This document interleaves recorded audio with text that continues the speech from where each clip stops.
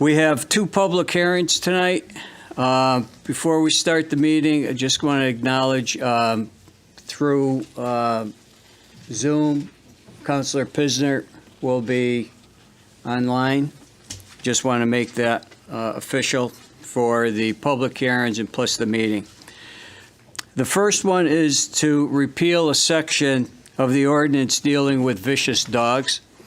On the advice of the animal control officer and after committee review, it's been decided that the state law is what is being used and we don't need to duplicate a local ordinance. And this is part of an ongoing review of our code of ordinances.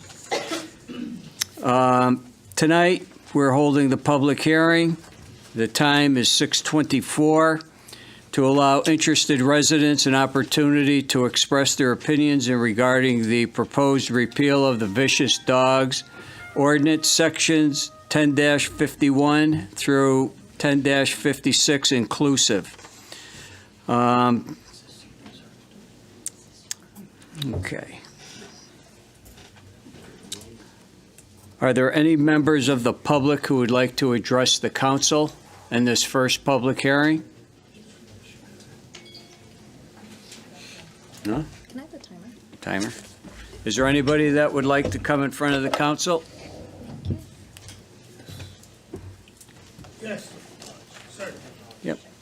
Come on up. This is just for the dogs, right? Yes. I'm a waiter, thank you. Okay. All right. Is there anybody who wants to come in front of the council in regard to the vicious dog ordinance? Okay. Okay, the ground rules for the public hearing. For this public hearing, once again, we're going to be setting a 5-minute time limit. We ask that each person not to take up too much time in regard to the public hearing, in regard to the ground rules, so everybody can have an opportunity to speak. Is there anybody that would like to approach the council? Yes, sir. For the vicious dogs? Oh, no, sir. No. We're still on that one. At this point, I will declare, do I have a motion to declare? A motion by Councilor Despard and a second by Councilor Nelson. This public hearing is closed. Mr. Mayor, Yes. as we wait for the start of the second public hearing, I would just like the members of the audience to know that there is a sign-up sheet at this front desk. There are also handouts and summaries concerning the mapping and the project. So if anybody wasn't able to pick that up on their way in, you have an opportunity to do so now.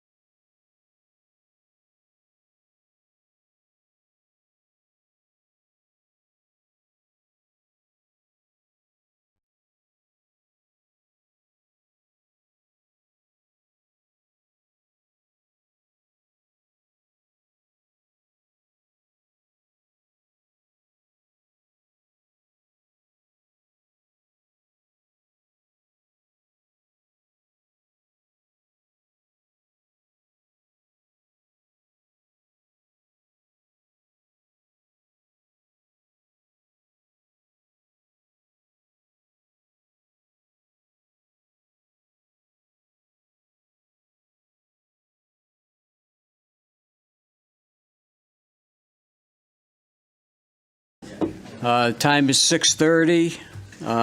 Public hearing. The public hearing ground rules for tonight. This is for the conveyance of the portion of Brainerd Park at 133 Brainerd Road. I do want to mention that in the event that we lose people that cannot find a place to sit, Skidco Room is also open and it will be televised down there in the event that we need more space if people come in during the public hearing. As of right now, it looks like we have the seating capacity for that. Sheila, roll call, please. Deputy Mayor Sakala. Here. Mayor Crisati. Here. Councilor Despard. Here. Councilor Finger. Here. Councilor Hopkins. Here. Councilor Ludwig. Here. Councilor Mangini. Here. Councilor Nelson has abstained. Councilor Pisner. Here. Councilor Santinella. Here. And Councilor Ungary is absent. 10 members are present, 1 absent, and 1 is abstaining. Okay, thank you. At this time, we're going to be opening up the public hearing to receive comment to convey a portion of Brainerd Park according to the requirement of the Connecticut General Statute 7-163. The public hearing, can I just have a motion to open? Motion. And a second by Councilor Finger. All in favor? Okay, the public hearing is now open.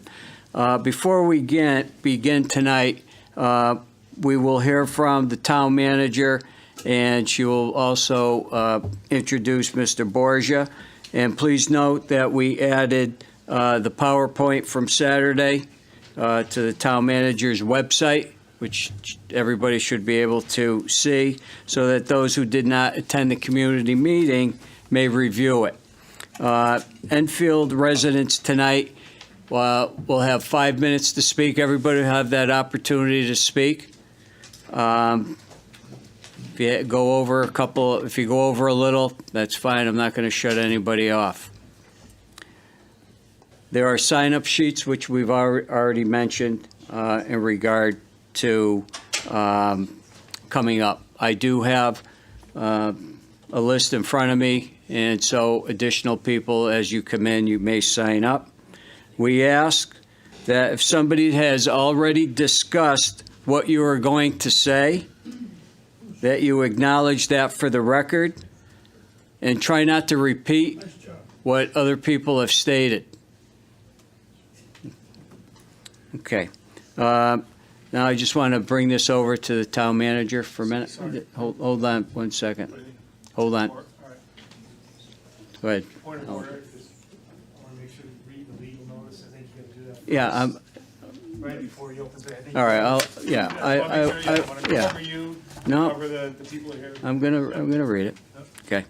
The Enfield Town Council will hold a public hearing in the Enfield Town Hall Council Chambers, 820 Enfield Street, Enfield, Connecticut, on Monday, March 6, 2023 at 6:20. Well, it's 6:33 right now, to allow interested residents an opportunity to express their opinions regarding the conveyance of a portion of the Brainerd Park at 133 Brainerd Road. More information regarding the proposed changes can be viewed on the Town of Enfield's website, www.enfield-connecticut.gov. The ground rules, like I just stated, everybody will have 5 minutes to speak, and I ask you to refrain from personalities, please. Okay? All right, thank you. Now to the town manager, Ellen Zapusasu. Okay. Tonight, Mayor and Council, I'm just going to talk a little bit about some of the technical issues that I think would be helpful to the audience so they understand what we're doing tonight. There are 2 state laws that govern what municipalities can do with either the acquisition, disposition, lease of land. The first one is a term that is familiar to many people. It is called the Section 8-24 referral.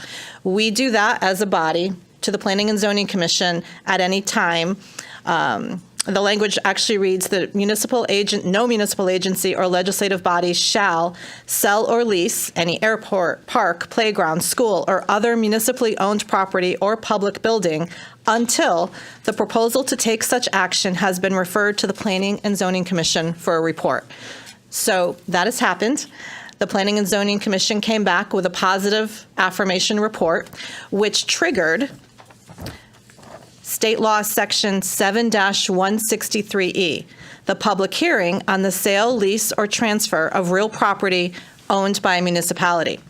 This law reads that the legislative body of a municipality shall conduct a public hearing on the sale, lease, or transfer of real property owned by the municipality prior to final approval of such sale, lease, or transfer.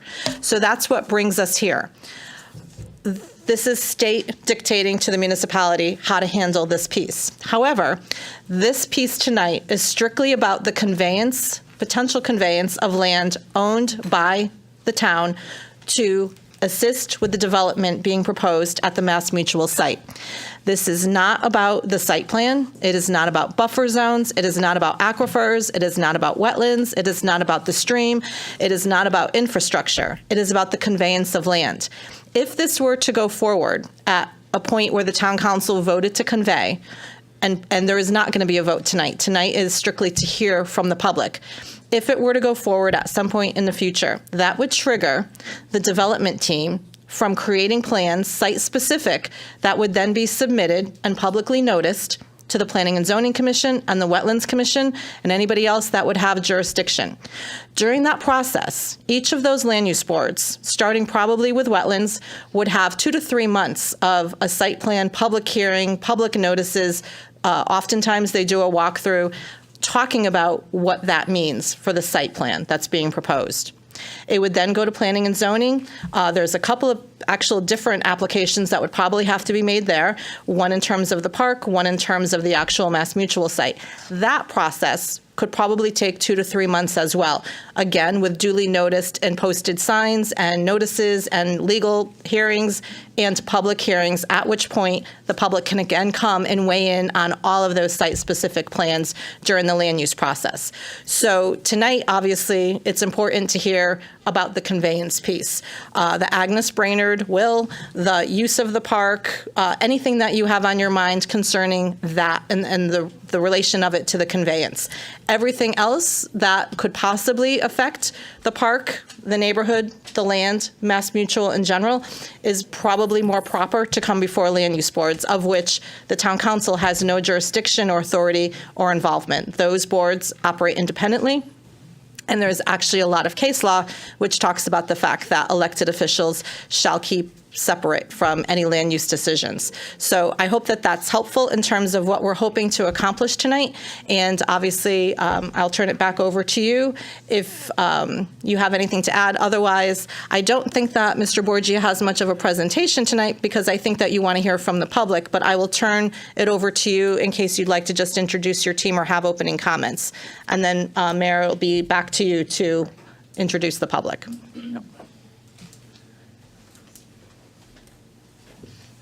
At this time, I'll just state my name is Ken Nelson. I am the real estate broker representing Fast Track Realty, Mr. Andy Borgia. And we don't want to do a presentation tonight. If the council's okay with that, we want to leave the time for the public to speak to you. We can make a presentation to you at any time in the future. We did hold a presentation on Saturday. Most of the council members were there to see that. I believe a lot of the people in the audience were. And now the town manager has posted it on the town website. So it is available for people to see. Other than that, I would say let the people speak and let's hear what they have to say. Thank you. Okay, thank you, Mr. Nelson. At this time, I'm going to be calling up people who have signed up. Remember, we will be going with 5-minute time limit. First of all, I would like to call up Patrick Moreau. Yes, sir. I Just- just have a hard time getting behind this, sir, because literally. Yeah, excuse me. Yeah, and please state your name and address, please, for the record. My name is Patrick Moreau, and I live at 2 Thomas Street, which is literally across the street from this proposed development. I just have a very hard time, number one, for the town monetizing a public park. To me, it just sounds, there's something wrong with that. I don't like that. And two, because it's across the street from my house, that's the end of quiet for me, because I've been to these tournaments at soccer fields, and to have 12 soccer fields directly yards from my house would negatively impact me and all the neighbors. I don't see any sound barriers even in the proposed drawings. So those are my concerns. Thank you. Okay, thank you very much. Next, Charlotte Smith.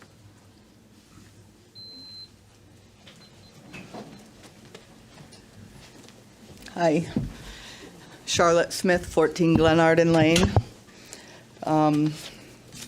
I brought a couple of things here. Some family pictures, because I am a Brainerd. I just wanted to show some Brainards that were in the Civil War. There's a long history of Brainards here. I've done extensive research on the Brainerd family. So this is very important to me. When I first heard that the town was proposing to lease a section of the Brainerd Park to the developer for private use, I began paying attention to the proposal to lease donated land for private use. As we all know, this land was donated by Agnes Brainerd to the town of Enfield for the people of Enfield to enjoy, and stands as her lasting legacy. I am a direct descendant, as I said, of the Brainards, and that park is part of my personal legacy, not just the townspeople. I'm concerned that the town feels it is a great idea to take this land away from the people of Enfield. I had emailed the PCZ prior to the meeting last month. In my mail, I expressed my concerns that this land was for the people and not for private commercial recreation, as the Planning Committee so stated in Draft Motion 1. Not one PCZ member responded to my email to acknowledge my concerns until this morning, actually. But I did receive a response from the town manager, Ellen. Ellen was not included in the list of email recipients I sent, and it appears that one of the members of the PCZ took it upon herself to forward the email to the town manager instead of directly acknowledging my email. That in itself leaves to question what is happening behind the scenes of this deal. Quite frankly, I was insulted at Ellen's response. In her words, there are no reverter clauses back to the probate or descendants. And of course, reading the deed, I am well aware that it includes no such clauses. However, everything is contestable in court if one feels a misjustice has been done. As quoted by Ellen from the deed, it is the express wish that the above described premises be used for the purpose of the park or playground to be known as the Agnes M. Brainerd Park, if at all possible. And if such is not possible, then it's to be used for other proper municipal purpose or purposes. If we even need to go to that second sentence, let's just remember that municipal is local or town, and most certainly not the same as private commercial use. But let's just stop there, because this land has been a park and a playground for 60 years. I'm not understanding how the town council needs to go any further than that first statement of her will.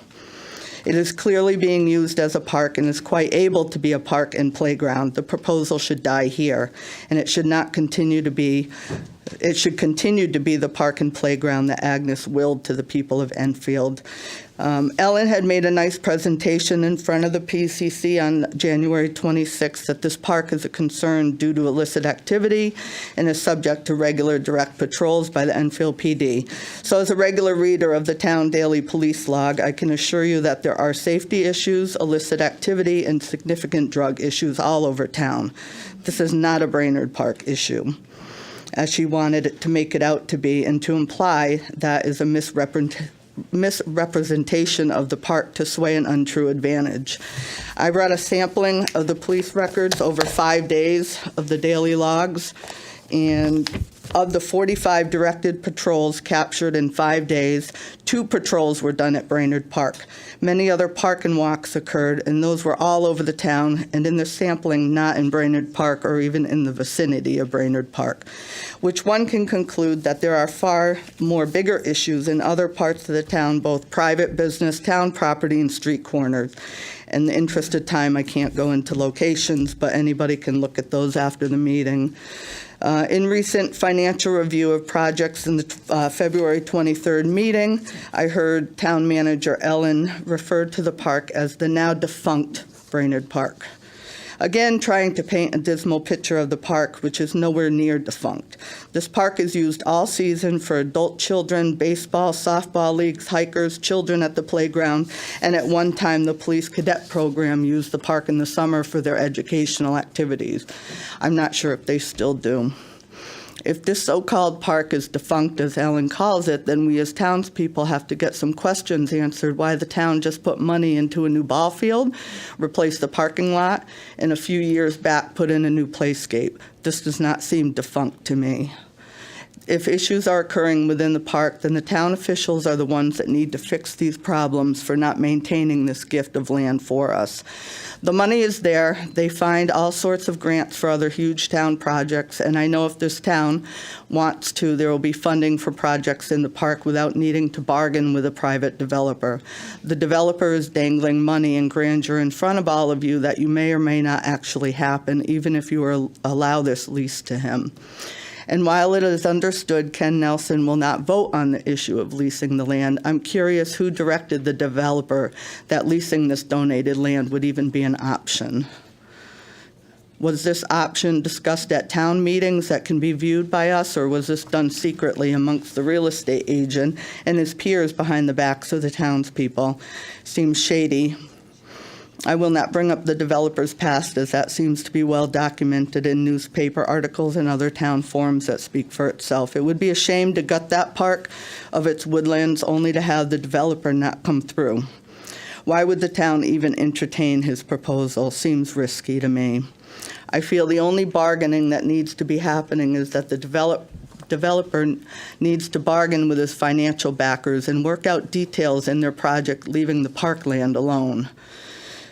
Ellen had gone to the Historical Society and found a photo of the people using this property for the town's 250th anniversary celebration, and likened that Agnes would be appalled at the condition of the park as it is today. One thing we all need to remember that this land, if this land is leased, the people using the land will not be townspeople as portrayed in Ellen's sample photo. They will be people from multiple states trampling on the land she left for us, trampling on the legacy of Agnes Brainerd and locking the townspeople off that land. The town council needs to vote no to that lease and leave the land alone. It is clearly known from the article in Thompsonville Press, which I found going through microfilms months. I spent months going through my family's history in old papers. It's clearly known in her article that she signed the deed giving Enfield the land, more specifically woodland, a natural amphitheater, and a spring-fed pond capable of being turned into a tree-lined lake. That's her words. Clearly expressed her wishes to the town of Enfield. This does not mean it's okay to lease it off and okay to strip the woodlands. We most definitely have well-documented wishes from Agnes Brainerd, having found these articles during my research into my family roots. I did bring my grandmother's photo album, and I won't have time, but there's pictures of my grandmother on Brainerd Hill, pictures of the pond. You know, this is family land. And of course, I know it belongs to the town now. Although I wanted to demonstrate to the people here in Enfield that we are proud to keep this park as Agnes wished for us. This is a Brainerd legacy and should not be leased off for private use. Thank you.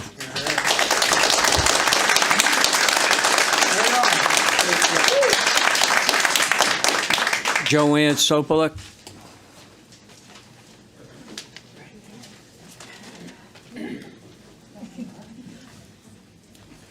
Joanne Soplak, 297 Brainerd Road. Can you hear me?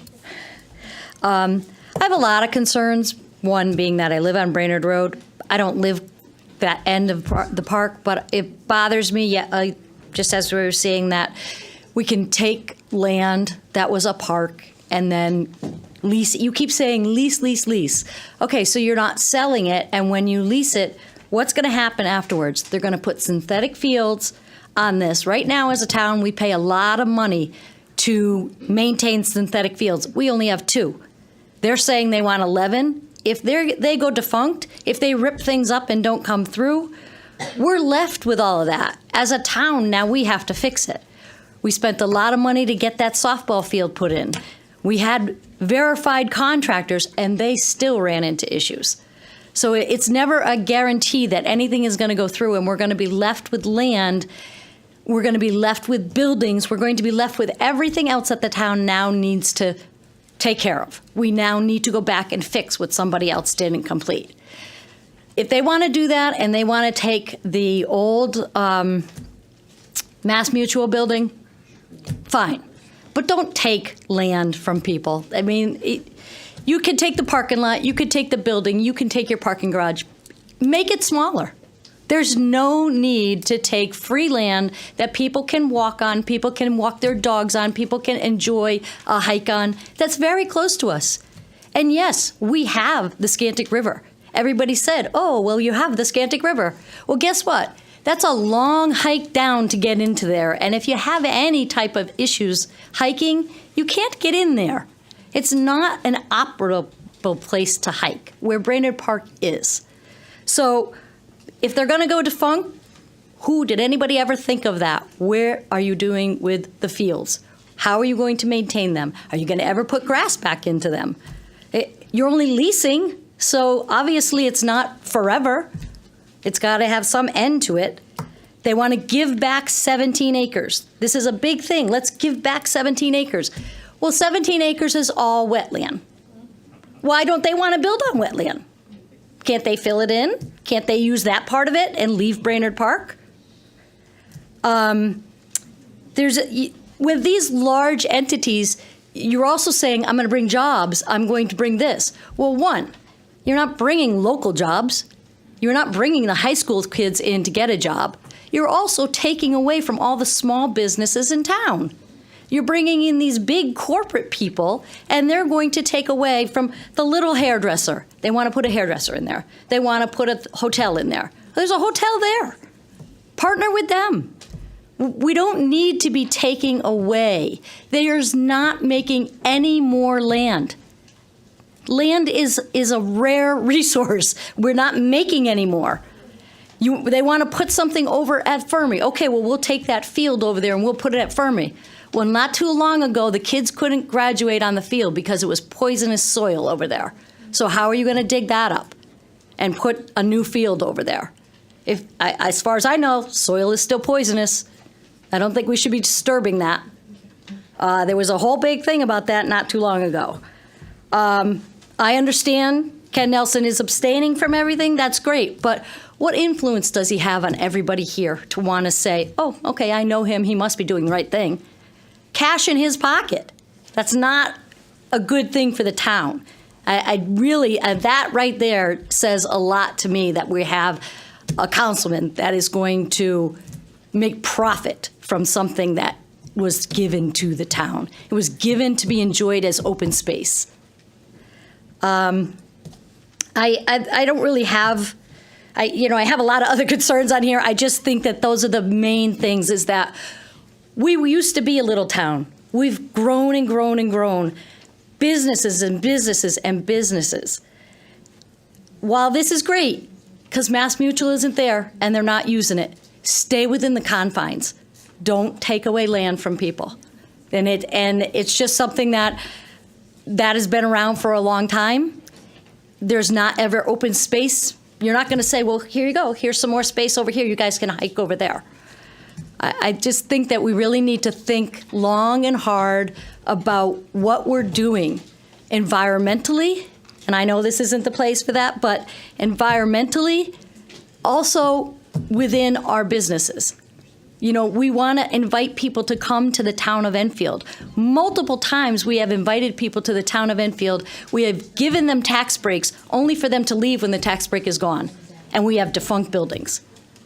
We have a mall that we can't even put anybody in.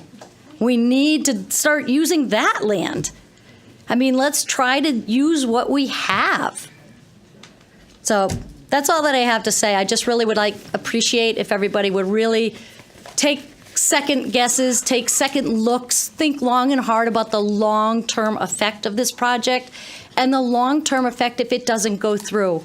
If we have, their big thing is they're going to put bathrooms at Brainerd Park. Well, who's going to keep them clean? If they have a service, that's great, but who's going to take care of the vandalism? We have vandalism in our high schools when we have teachers and security guards right there in the building, and these are going to be unmanned. So there's so many cons for this that I'm asking that everybody take a second look before they decide to take away something that was gifted to the townspeople. Okay, thank you. Scott Delorge.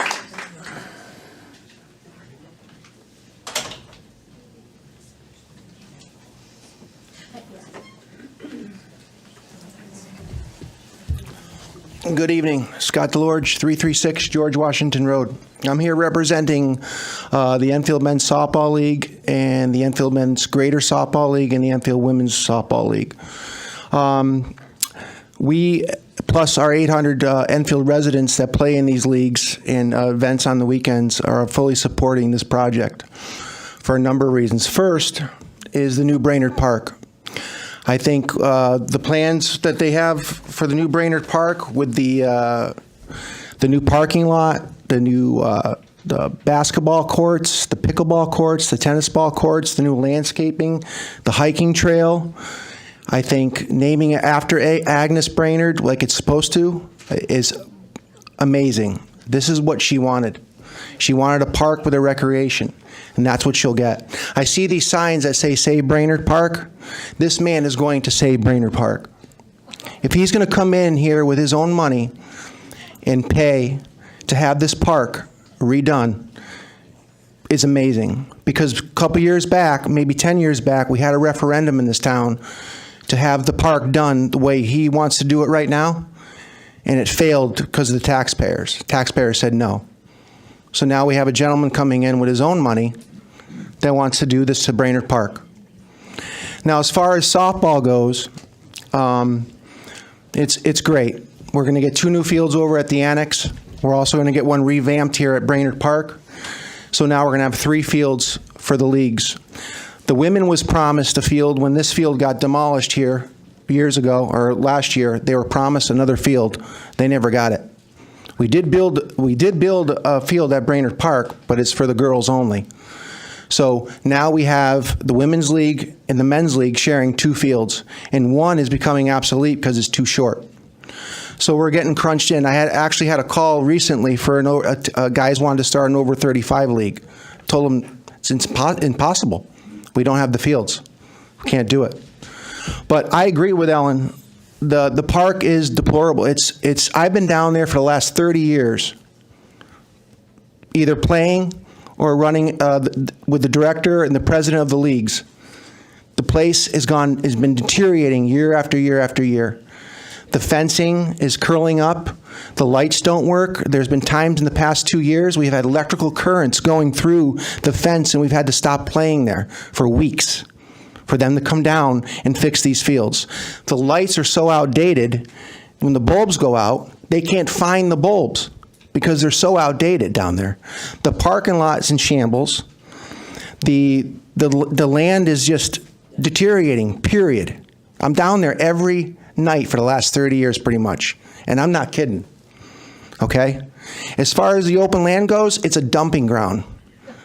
There's couches, there is TVs, there's drug paraphernalia. We had 2 people overdose during games down back there in the past 2 years, okay? So if you're hiking back there, your obstacles are furniture, TVs, and whatever else is back there. Now, whoever's fault that is, I don't know. Whether it's the residents in the area or the town's supposed to pick it up. But it's horrible back there. And as far as the fake pictures down there of wildlife, it's not happening. There's nothing down there. There's no deer, there's no hawks, there's no eagles, there's none of that. Okay? Excuse me. Listen. Doug, hold on. Can I have everybody's attention for a minute? We've asked at the beginning of the public hearing here that we'd be respectful of everybody's comments, good, bad, or indifferent. Thank you. And I really don't want to have to stop somebody's comments because I have to tell the audience to please be quiet. I think it's absolutely ridiculous. It's embarrassing. Excuse me, Mr. Mayor. but Go ahead. calling me Excuse a me. liar. Excuse me. Please sit down. Thank you. Yeah. Go ahead. Thank you. Well, again, I speak from being down there every night. I'm not making up anything. Anybody can go down there tomorrow and walk the land. It's clear as day.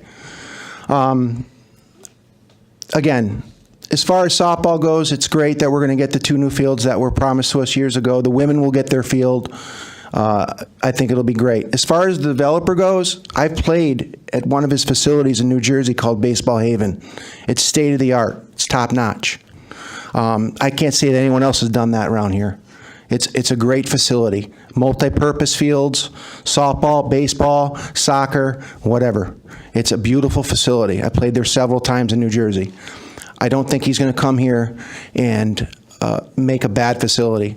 So with that said, hopefully you guys will consider this project, and we support it as far as Enfield's softball goes. Thank you. Okay. Thank you. Okay. Next, Chris Renaud.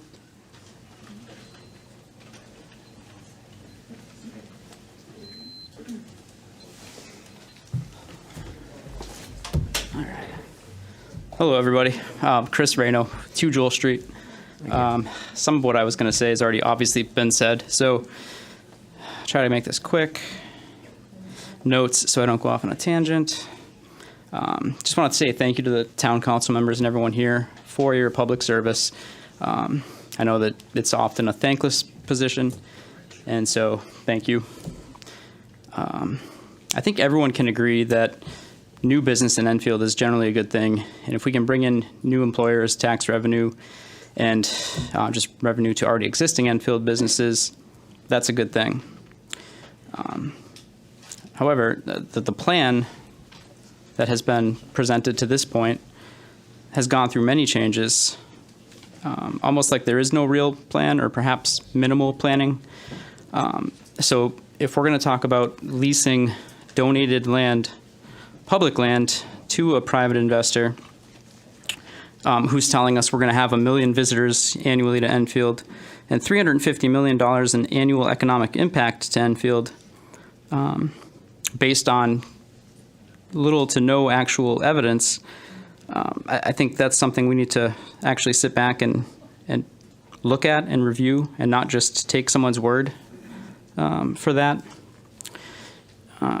When questioned about these broad statements, the answer we got was to check the internet and Google the fact that youth sports is a $19 billion a year industry. But has anyone actually asked clubs in New England if they're going to come here? The largest club sport or the largest soccer club sport in New England has already said they don't want to come here. They play in 2 places in Massachusetts, 4 places in Connecticut, and have no interest in coming to Enfield.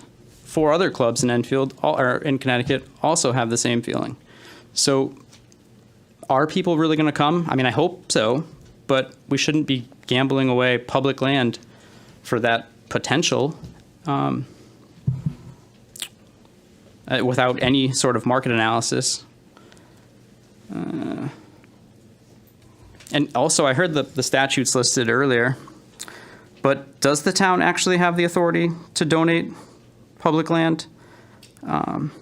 It's when there's a deed involved that has the language that Ms. Brainerd left. I mean, it certainly could be challenged in court. There's case law that would support that this may not be on the level. So I think that should be investigated further before we make any decisions about what to do with this land. In summary, Enfield needs a win, but this isn't it, at least not in the current state. We shouldn't be talking about donated land for the public's land that's donated for the public's use in this plan. We don't need to jump at the first business that wants to come into town. Let's be smart, ethical, and honest with ourselves. Let's make a better decision than this. That's really it. Okay. Thank you.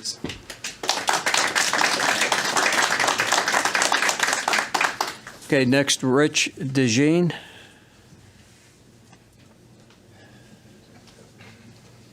Yes, good evening. Good evening. Well, I came prepared tonight to speak to my concerns about environmental Name- issues. name and address, Oh, I'm sorry. Rich DeJean, 15 Varnell Lane. Okay. So, yes, I came to speak to my concerns about environmental issues, but I understand from the introduction that that is for a different meeting. So when the zoning commission is ready to talk about that, I guess I'll come back with my prepared materials. However, I'd like to yield the rest of my time, if I could, back to Ms. Brainerd, if she has anything left that she wants to talk about, if that's okay with the committee. Can't do that. Okay, thank you very much.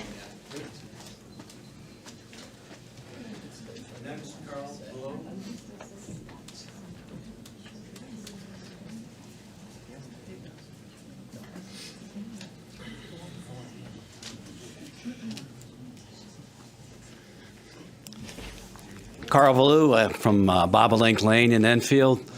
I've been a resident of Enfield for 30 years and lived in various parts of Enfield, including Colony Road, and my mother-in-law's on Impala Drive. But I've been to Brainerd Park, and I agree with the comments made, regarding the deplorable nature of Brainerd Park. It's true. It needs work. I've been there picking mushrooms with my wife. The porcini mushrooms were growing there at one point. But to the topic of conveying the 15 acres to the town, then it's a no. There's other options that were at the table regarding the neighboring properties that make this project still viable. I think the idea of the project is good. The conversion of Mass Mutual to build this facility would be awesome. But but to compromise by conveying Brainerd Park for that reason is a no. So I just want to express my opinion, and that's it. Thank you. Okay, thank you very much. Next, Vinny Wazalisa.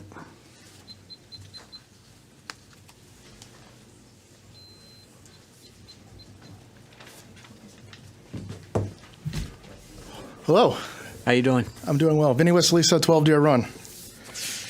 First off, the gentleman that was in favor of the field just blew my mind when he said we were going to add two fields to the Fermi grounds, considering I just spent about 5 years talking to this council about how we can't break that membrane because it was going to affect all the hazardous material. So I'm curious to see how we're going to pull off digging up new fields for that grounds is going to be interesting. On another topic, the complex that they're talking about is pretty much going to destroy Brainerd Park as we know it. It's going to clear cut all the trees, and we're going to add synthetic fields, some of this stuff that we've already been discussing. And only a small portion of this is going to be left to the town. And then I'm going to skip a little bit of what I had. The land was gifted to the Enfield residents, not to the town council, not to the town manager, but gifted to the Enfield residents for their use. If we're having problems with the park and it's in a deplorable condition, well, it's the town manager's fault and everybody on this council's fault for letting it get into that condition. You guys are supposed to be the caretakers of the properties of Enfield. So if we have deplorable conditions with our parks, it's up to this body over here to fix it. So let's not say the park's in deplorable condition. Let's now lease it to somebody else who can fix it. It's this body's responsibility to keep the parks in an updated condition and fix them. So if we're having that problem, then let's address the issue and keep the park as what it was intended to be, which is a forever park for the residents of Enfield and not for commercial development. Thank you. Thank you. Next, Karen Wazalisa.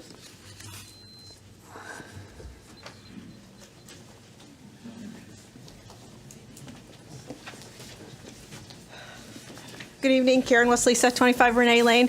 Bob, you're never supposed to let my brother go before me. I'm supposed to go first. His name was on the other sheet.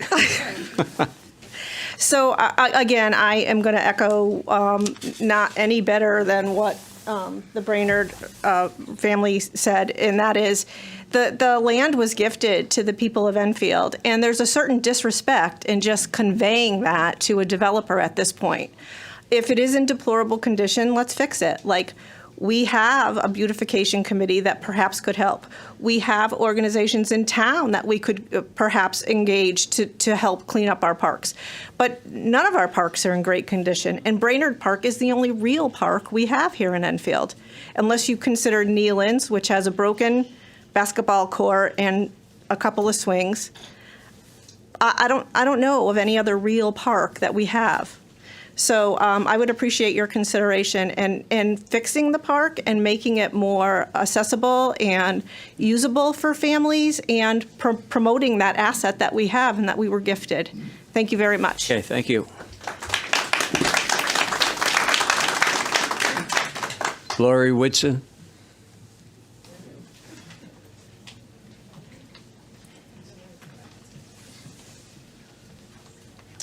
Hi, Lori Woodson, 7 Montclair Drive. I would just like to, I guess I'll be reiterating, acknowledging a lot of what's already been said this evening about not yielding the space to development and commercial activities. I think having the park as a public space is necessary for this town. I think this town is continuously eating up green space left and right, and this is one space that should be maintained as a green space, a park place for all of Enfield residents to come. I guess it's just, I don't understand why, I'm not opposed necessarily, I have some thoughts, but for another time, about the actual development of the Mass Mutual land, but I don't understand the need to add the extra space by yielding out part of the park. And I think we shouldn't conflate the issues that were just brought up by the person prior to me, the need to repair, update, maintain the park with selling it off to a commercial developer. So I think these are two separate issues. And again, if the park is something that needs attention, then we should pay it attention. That should be brought up in other forums, and do what needs to be done to the park to maintain it as is, not necessarily by selling it off to commercial development. So that's my thoughts. Thank you. Okay, thank you. George Young.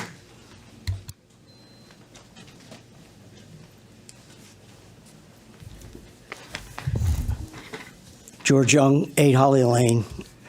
About a month ago, there was an article in the Hartford Business Journal quoting Mr. Adelino say that the landowner in Windsor Locks unfortunately wasn't a willing participant, which contributed to that project not moving forward.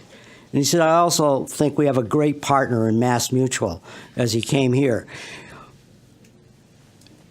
Our town manager, also in the same article, expressed the fact that we'll have thousands of visitors, will shop and dine in the area, stay in hotels, and visit nearby attractions like casinos, and that's Massachusetts.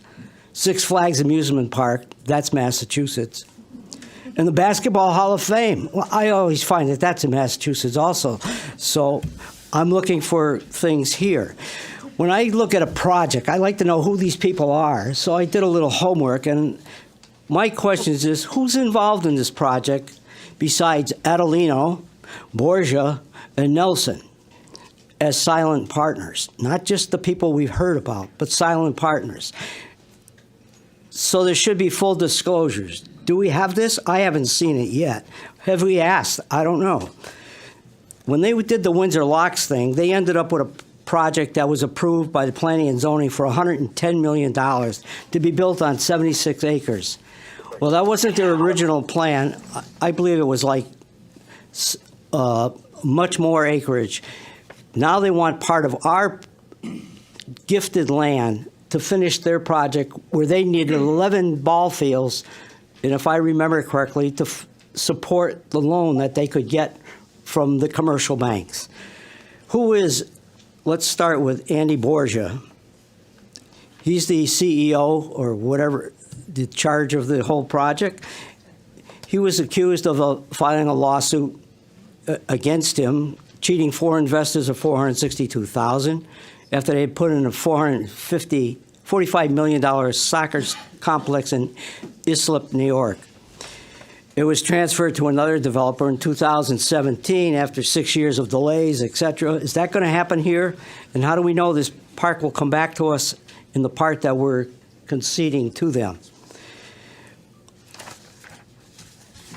The original Windsor Locks deal was going to be for $213 million. So you can Excuse see me, that's only George. half the price. And Could I just try to get you back on topic about, that this has to stay relevant to the conveyance? yeah, Okay, thank you. I don't want to be giving property that the town has gifted to them to people that have a not so crusty or real crusty background, such as Adelino, who worked for the mayor in Springfield in 2005. After tax evasion and a few other things, and not mentioning who his partners were, he spent 1 year in jail and a $10,000 fine. So I'm opposed to giving anything to people that are not reputable. So that's my thing. Okay, thank you, George.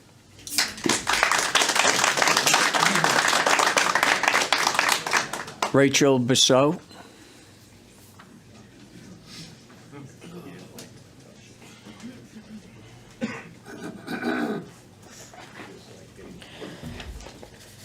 Rachel Boyso, 6 Thomas Street.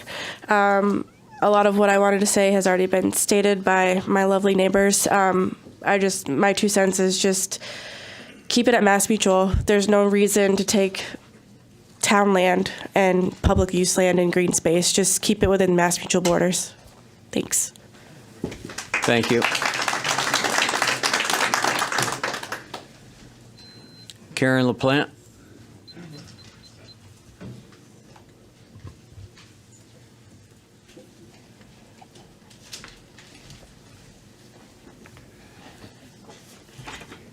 Karen LaPlante, 166 North Maple Street. I understand balancing the budget is a monumental task. Every department requires certain things to keep running, wants certain things to make things better, and has a wish list of things they would like to do. Your job is about needs, wants, and wishes. The town manager, economic development, and many of you see this Fast Track Realty deal as a win-win for the town. It takes a large, unused office park and transforms it into a usable venue, a major tourist destination, and a big opportunity for the region. It promises to bring in lots of tax dollars lost from the exit of MassMutual, Lego, the mall, and others. Yet our grand list has grown by $33 million this year. At last year's mill rate, that equates to an additional $1.04 million in revenue. Sports facilities provide opportunities for our sports-minded citizens and those that would travel to Enfield to participate in these sports. Money is spent, restaurants are full, new businesses are created. It sounds great. Now the dilemma is, there isn't enough room to do this on one parcel. The developer wants to use the land of our first Enfield Park, a park where land was donated to the town of Enfield by a woman whose family came to Enfield and settled, made a living, and loved this town. I believe she was unmarried and had no children, and she wanted to give back to the only town she knew. Enfield is the only town she knew. I don't know how Agnes Brainerd spent her life. I only know the feeling of wanting to give back to the town one loves. Many of us volunteer for various organizations trying to do our part, to give back. We want to make this town a better place. I would bet she would be disappointed that the town would turn this land over via a lease to a private company to manage and make money. If she wanted it in private hands, she would have sold it and given the money away. She probably saw her family land as her legacy. Only recently have we invested major dollars in this park. Parks are seen by many as a liability to the town. So let's just let it be someone else's problem. We don't want it anymore. Let them do what they want with it, and we can get lots of money for its use. Then we can fix up our other parks. maybe if there are any left. Let's put out the sign, Enfield is for sale. Can you imagine that the police have to actually patrol our parks, just like our streets and businesses? And sometimes they have to respond to incidents at our parks, just like our neighborhoods and businesses. Why would that even be a question? We still have to deal with traffic incidents we will still have to deal with traffic incidents needing a police response, and yes, probably overdoses with this facility. We had a murder on our town green this past year. Maybe we should get rid of the gazebo or the town green. I guess we wouldn't have to worry about drugs being dealt on public property if we don't own any.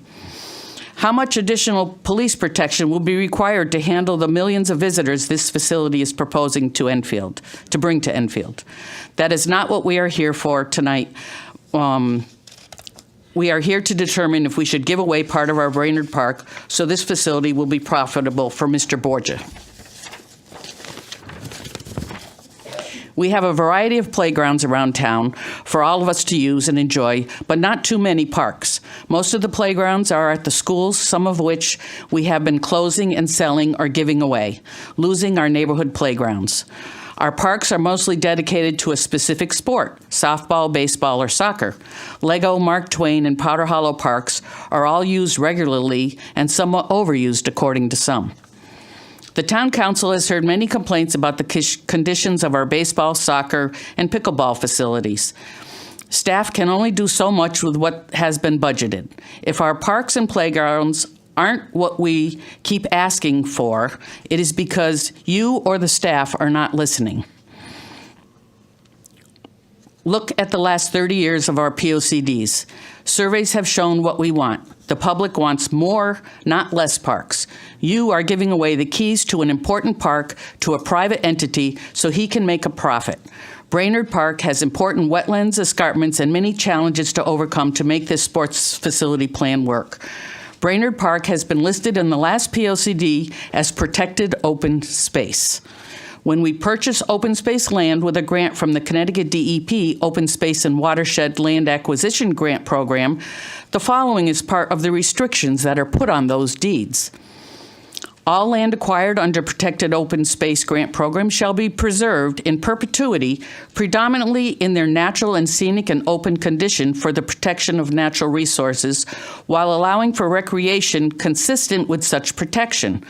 Limited recreation would be allowed on the property provided without significant impact to the natural resources on said property. While Brainerd Park property was not acquired with state grant funds, I feel the restrictions for protected open space still apply. This project does not provide limited recreation on the land, but excessive development on compromised soils. These areas of Brainerd Park were not developed for a reason. The state conservation and development policies. The plan for Connecticut for 2018 to 2023 is built around 6 growth management principles. Principle number 4 states, conserve and restore the natural environment, cultural and historical resources, and traditional rural lands. It goes on to say it is widely recognized that Connecticut's natural, cultural, and historical resources, along with its rural landscapes, have intrinsic value which contributes to the state's high quality of life. Less obvious are the functional values that these resources provide, such as stormwater management, flood control, oxygen production and carbon storage, and the filtration and purification of water for human consumption, and habitat preservation. State policies under this growth management principle include 4.2, limit improvements to permanently protected open space areas to those that are consistent with long-term preservation of the natural resource and open space values of the site. 4.4, avoid activities that could negatively affect rare or unique ecological communities and natural areas, including habitats of endangered, threatened, and special concern species, other critical wildlife habitats identified in the Connecticut Wildlife Action Plan, river, stream corridors, aquifers, ridge lines, large or connected forest areas, highland areas, coastal marsh migration areas, and Long Island Sound. 4.17, protect, maintain, and restore the chemical, physical, and biological integrity of ground and surface waters to ensure that existing and designated uses are maintained. 4.18, promote innovative land conservation and banking practices that further local, regional, and state conservation and development objectives and minimize the need to expand infrastructure to support new developments in rural areas. Growth Management Principle number 5 states, protect and ensure the integrity of environmental assets critical to public health and safety. It goes on to say, among the competing interests faced by land use decision makers, none is of greater importance than protecting the public health and well-being of Connecticut's citizens. Best practices for protecting the air we breathe, the water we drink, and the food we eat are rooted in the value Connecticut has placed upon its environment and working lands when planning for the future. Protecting and maintaining the functional qualities of natural systems is vital to maintaining our quality of life. It goes on further to say, it is important that municipal land use commissions fully consider the broader regional implications of their decision-making processes whenever there are potential impacts to the integrity of environmental assets and working lands that are critical to the well-being of citizens beyond their local boundaries. State policies under this principle number 5 include 5.1, utilize a multiple barrier approach to ensure the availability of safe and adequate public water supplies that meet or exceed state and federal drinking water standards. 5.2, identify water supply sources and resources sufficient to meet existing and anticipated needs to mitigate water shortages during droughts. 5.4, utilize an integrated watershed management approach to ensure that high-quality existing and potential sources of public drinking water are maintained for human consumption. 5.7, minimize the impacts of development on existing and identified drinking water sources by utilizing development forms and densities that limit impervious surface coverage to 10% of the overall area to be developed and which preserves the most amount of land in a natural or undisturbed state. Brainerd Park borders a major water supply of Connecticut water that serves multiple towns. Enfield, East Windsor, Somers, Ellington, and Stafford are all towns being served by our generous stratified drift aquifers of Enfield. Say that fast 5 times. We have a large area of town that is mapped and protected by the aquifer protection regulations. Millions of gallons a day are pumped from these underground aquifers. There have been recent studies that many chemicals are being leached from these artificial turf fields. Most of the studies were about the safety of players playing on these fields. A player may only spend a few hours a week on these fields, but an aquifer is under the chemical influence of these fields 24 hours a day, 7 days a week, 365 days a year. I don't think we can yet determine if these fields will be safe in our aquifer protection area and not pollute our drinking water sources with PFAS, zinc, and other contaminants I can't pronounce and that have been found to leach into from these fields. The project does not meet any of the items I previously mentioned from the state conservation and development policies, the Plan for Connecticut, 2018 to 2023. I am concerned with the size of this project, the number of artificial turfs they are suggesting they need to make this profitable, and most of all, the use of our Brainerd property. I strongly urge the town council to deny the use of Brainerd Park property for this proposed facility. If they can build a safe facility that meets our regulations on the Mass Mutual property alone, let them go forward. Under all circumstances, we should do everything we can do to protect the public and our drinking water supplies in this aquifer protection area. Thank you.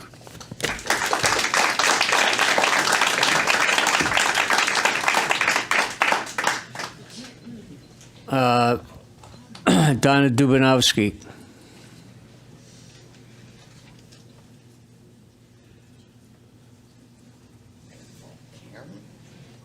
We can't follow her. Sorry. Whoa. I shouldn't have signed up after Karen. Donna Dubanowski, 23 Betty Road. My concerns regarding leasing the Brainerd Park. First and foremost is Connecticut Water, and she stated that clearly, but abutting this property, so the drinking water in Enfield and surrounding towns must be protected. And I have reservations about these fields draining into the soil. The developer donating the land as a trade-off, well, as Ken said, it's not comparable land, and it's saving the private company because he doesn't want it because it becomes a liability. If we're trespassing on Mass Mutual's land, then it should have been stopped. The park has 32 acres, and they should not be trespassing. While the beaver pond is nice, it's not part of the park. If they want to fence it off, that may be it, but the land and the liability should definitely stay with Mass Mutual property. Claiming the park is deteriorated, garbage dump, dangerous, drug overdoses, deaths. And I've said this before, that is the town's fault. These things have been happening, and if they are happening there, it's the town's job to take care of the parks. It's the police department's job to parole the parks. Graffiti on the new softball dugout. So if restrooms are added, you don't think they're going to be tagged with graffiti inside and out when the parks is open? And there will be added expenses. Who cleans them, stocks them, pays for the electric, water? A handicap porta potty over there should be removed and replaced regularly. It's much cleaner, less expensive way to provide bathrooms to the residents. We're not moving in, we're just visiting. Cutting more trees from Brainerd Park will add to the noise level that residents experience.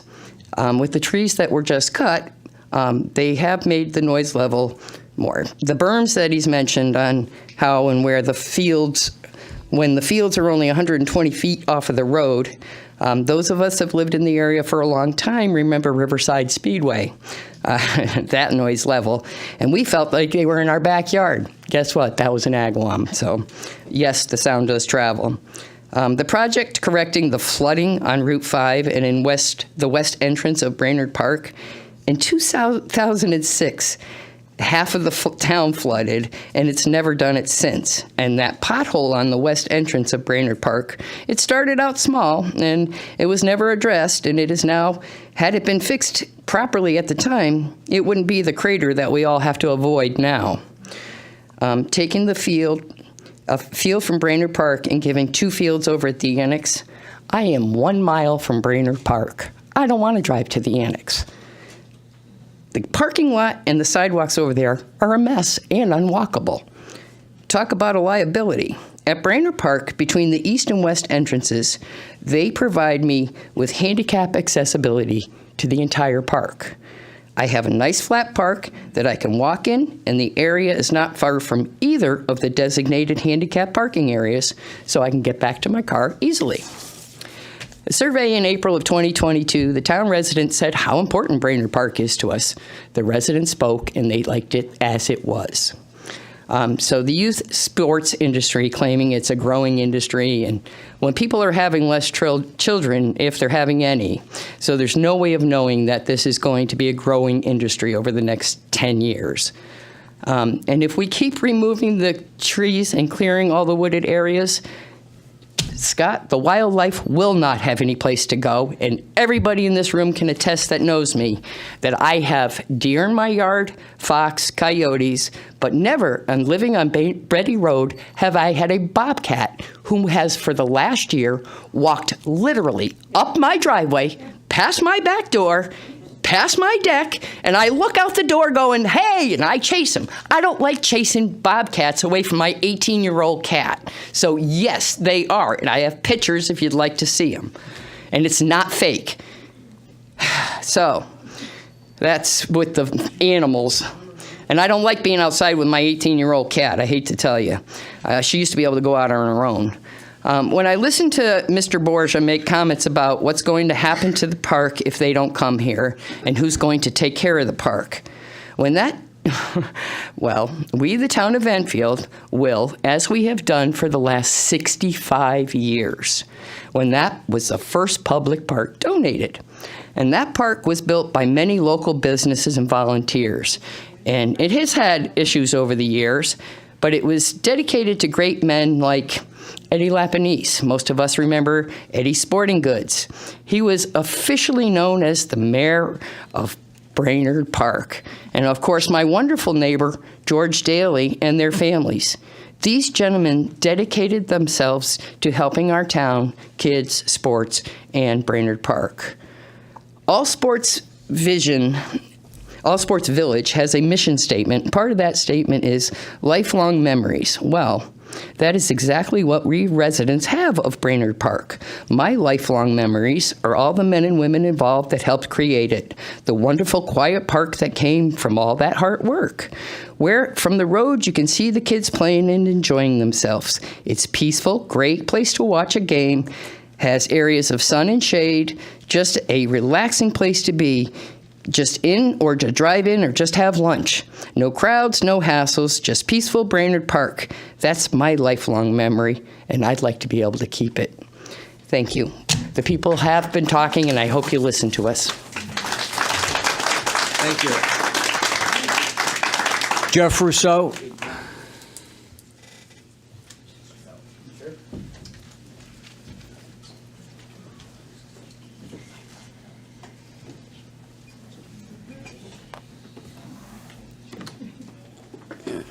Good evening.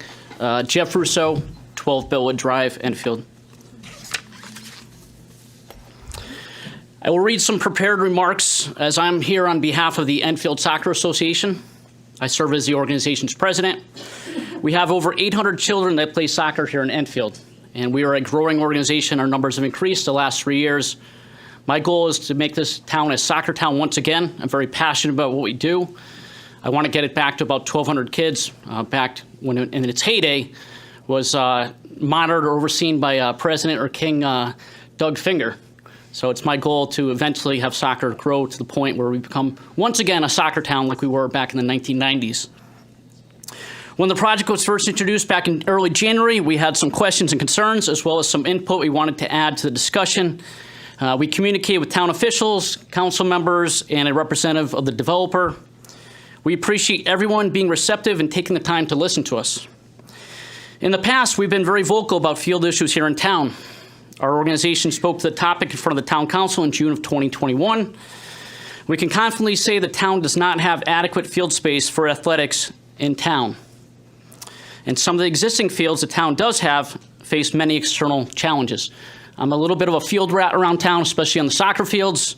I can say with some certainty that our existing fields in town need millions and millions of dollars of improvements if we want to be on comparable turf with some of the other towns that we play, at least on a soccer level. And I would say the same thing probably for other athletics as well. Now, this is not a knock against the town. The town does the best they can with the fields and resources they have available. We recognize that our DPW works very hard to get the fields into the best shape possible, and we applaud them for their efforts. The majority of our soccer teams use Shaker Field. It used to be called Lego Field. It's great when it's dry. If we get a good rain on a Thursday, though, the fields aren't playable for practices on Friday, and probably wouldn't be safe enough to play games for that weekend either. Try telling kids on Saturday when it's nice and sunny out, 75 degrees, getting ready for soccer, that we can't play at Shaker Field and we have to cancel the game because it rained on Thursday. It's a tough thing to do. A lot of times we're moving games to away fields, to other towns, or we're trying to reschedule them or move them to other town fields where available. But try rescheduling, canceling, moving 30 games on a weekend. It's almost impossible, especially for our volunteer organization. Those are the challenges that we face.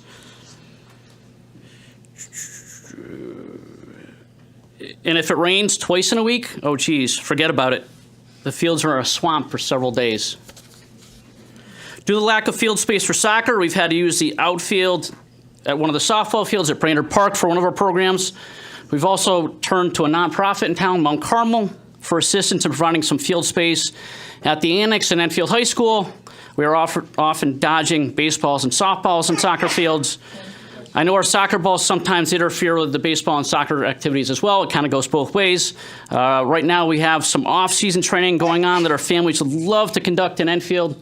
We're doing some winter soccer, but we don't have available facilities to accommodate us in Enfield. Our winter sessions are being held.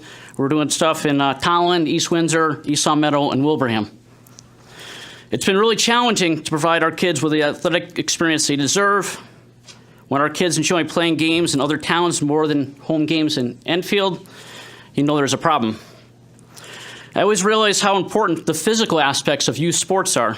But when the COVID pandemic hit, I soon realized that the mental and psychological aspects are just as important for kids. We've been assured if this project goes through, if it goes forward, that it will help provide our Enfield kids with a better experience. I know it's kind of mentioned that maybe kids from out of town would have more time and enjoyment on these fields. And I can say if I have a beating heartbeat, as an Enfield resident, president of the Enfield Soccer Association, that will not occur. I'll be the first one to be lining up with my pitchfork and joining you if we see kids from New Jersey, New York, wherever it may be on the Eastern Seaboard playing on those fields more than our Enfield kids. I will be their advocate. These fields at Brainerd Park will solve our ever-challenging field issues. And it's all on their dime. Not a penny to the taxpayer or our organization as a nonprofit. We charge very little in fees. The last thing that we need to do is to be charging more fees. And for some of the improvements and some of the stuff that we need to do within our own existing town fields, we can't expect the town to do it all for us. It's going to cost us money. With this group here, the developer, and some of the things that they're promising to do, and hopefully they do follow through on their promises. I haven't seen anything in writing yet, and I'll hold them to it. But that will certainly help us keep our fees very low. We've definitely broken down a lot of financial barriers since our organization started, and we've allowed kids to play for free in some cases, and I hope that will continue with the fields over at Brainerd Park. If this doesn't go through, if the town decides that this isn't right for the town of Enfield, will the taxpayers be interested in spending millions of dollars over the next 10 years to acquire much needed field space for youth athletics, improvements in fields? I can tell you I pay enough in taxes. I don't want to pay any more. Not a dime more. So if this doesn't go through, are we ready to make those improvements as a town? Youth sports are very important. The COVID pandemic has taught us that. We've learned a lot from that. So for some kids, it's all they had. And if we as a town, we give the developer the green light to move forward, if he fails, which I hope he doesn't, I hope it is a success because that's a win for all of us. But if he does fail, it goes belly up in 5 years, the town still wins. I'm sorry. I was respectful to everyone back here. I asked you to be respectful to me. So if it goes belly up in 5 years, what happens? We get gifted a bunch of state-of-the-art turf fields at Brainerd Park with lights. What would be the value of those fields? I'm guessing maybe 10 million, 15 million, adjust for inflation in 5 years. I know there's a lot to consider. I appreciate everyone's time. Thank you. Thank you. Angela Foss.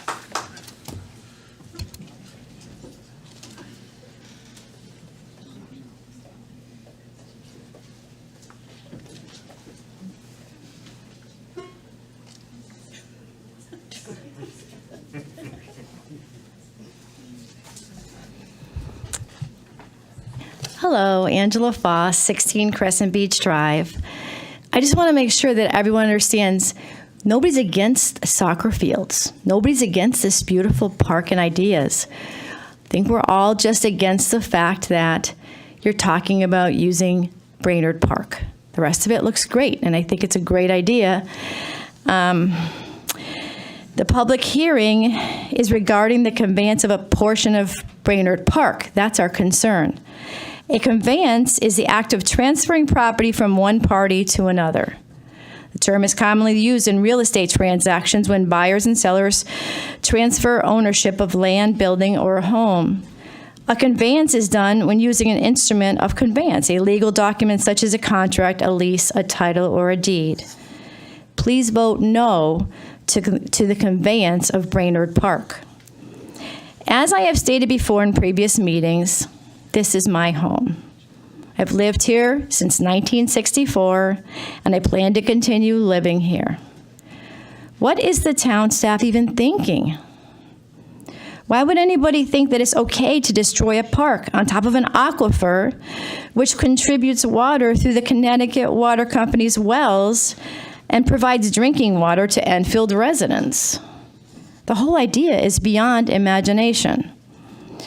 Recently, many residents, including myself, came out and asked you to refuse the tax abatement that you had previously denied for Adam Winstanley's building on North Maple Street. To our dismay, you changed your minds, and this time, 1 year later, you gave him a tax abatement. Most of you expressed that your reason was that your word meant everything. I doubt any of you had actually given your word to Mr. Winstanley, but that was your statement. In doing so, you broke your word, which the majority of you had made in person to the residents of the town of Enfield.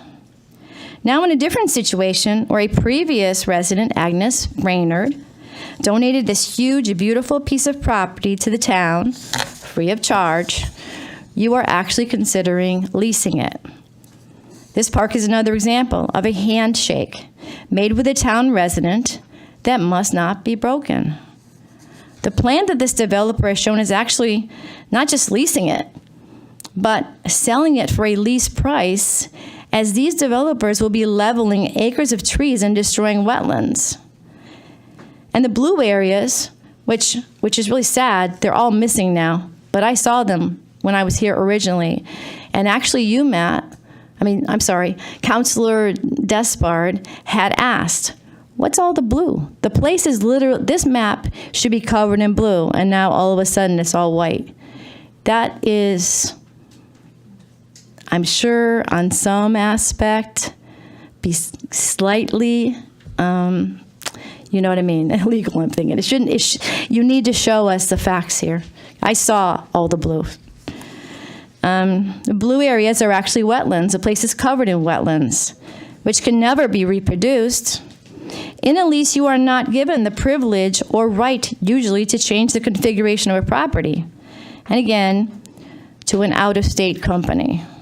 Please, Town Council of Enfield, preserve this beautiful park, which is full of woodlands and wetlands, given to the town by Agnes Brainerd sometime in 1958 for the specific use as a park for all citizens to enjoy. And again, please realize that misguiding words are being used to sell this project. Statements like, these are improvements, and that this needs to be done as Brainerd Park is in disarray. If it's in disarray, then contact Buildings and Grounds and have them out there to fix or clean up the property. They are all amazing workers, and you are making them look bad. The open space behind Lake Drive, where we lived for 36 years, was always maintained. We never had any issues. Add the blue wetlands back. Add that color back to the map in the proposal. Please do not lease any of Brainerd Park. This may be a simple solution for this developer, but have them find another solution. That is on them. Do not accept the donated, unusable wetlands. Let this company pay their fair taxes on these 17 acres of land. Do not break your word to this past resident, Agnes Brainerd. As a side note, please make sure that this builder is aware that the idea of constructing soccer fields on the highly contaminated Fermi land would not be permitted. It's a simple Google search to review all the information on the serious contaminants in the soil. I have attached a few copies to remind those who have apparently forgotten about the almost $4 million that remediation cost. Thank you for your time.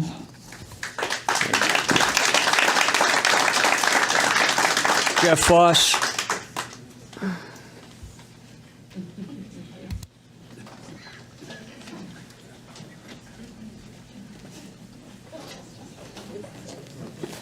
Jeffrey Foss, 16 Crescent Beach Drive, Enfield, Connecticut.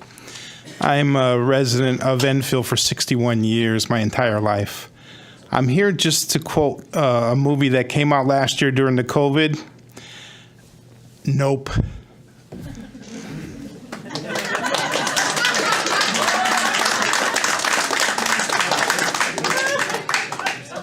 Maureen Brennan.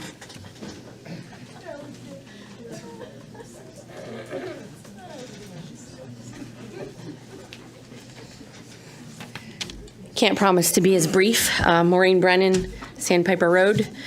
There are a lot of concerns that I have regarding the situation, the conveyance of a portion of the land donated by Agnes Brainerd for the purposes of a private entity to make a profit. It's been said that the park is in disrepair, and this is a rationale to lease or sell it for private use. But two wrongs do not make a right. Neglecting a town park is not right, and offering up donated land for private use is not right. Our town manager has experience with improving parks. Per social media, she mentions one of Bristol's best assets is its parks, and goes on to detail the many improvements done and planned in her hometown.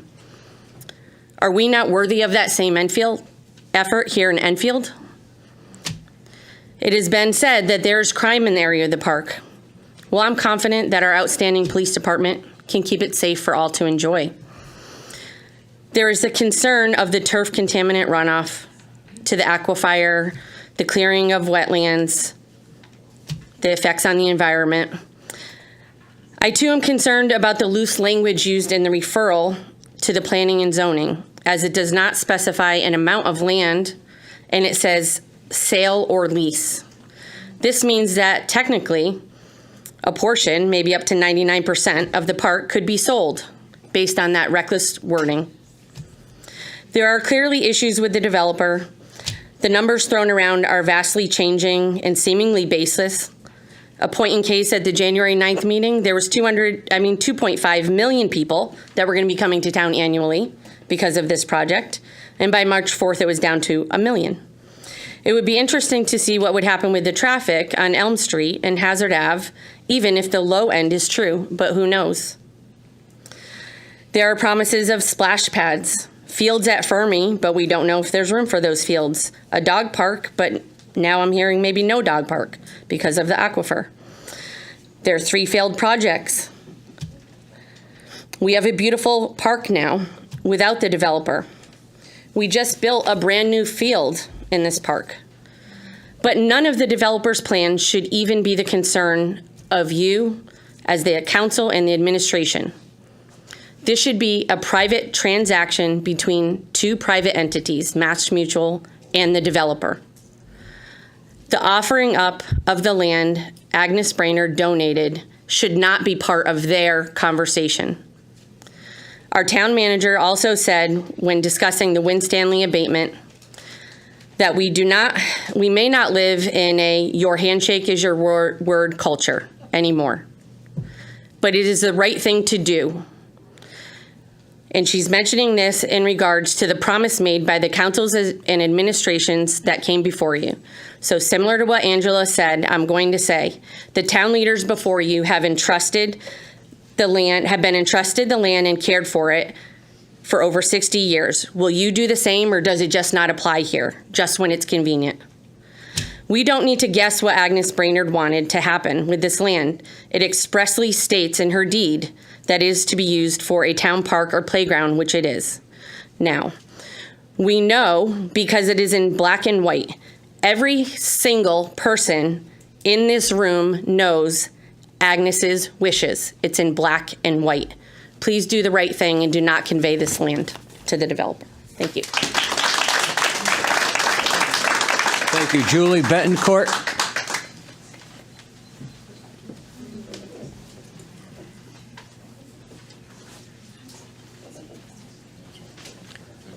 Maureen Brennan.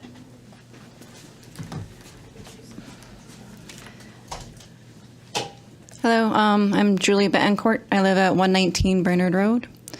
I personally am being affected by this just because that little blank space that's right there, my property is right in there.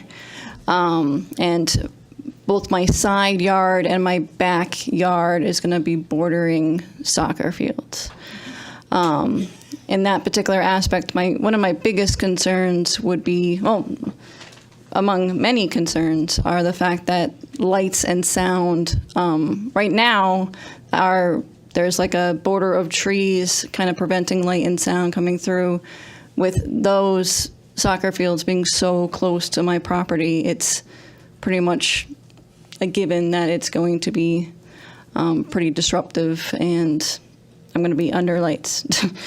A few other things as far as from the Saturday meeting that I attended, they kept saying that trees were not going to be coming down.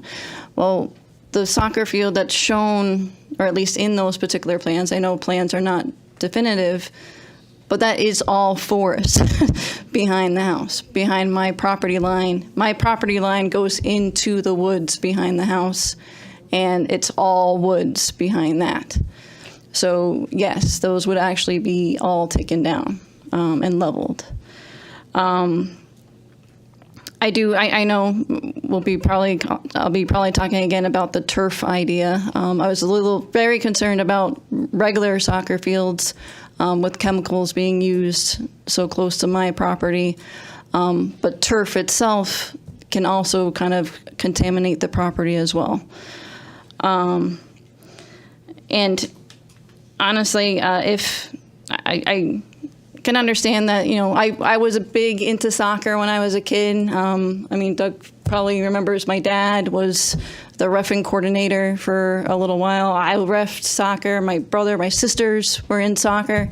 We all did soccer. We loved soccer.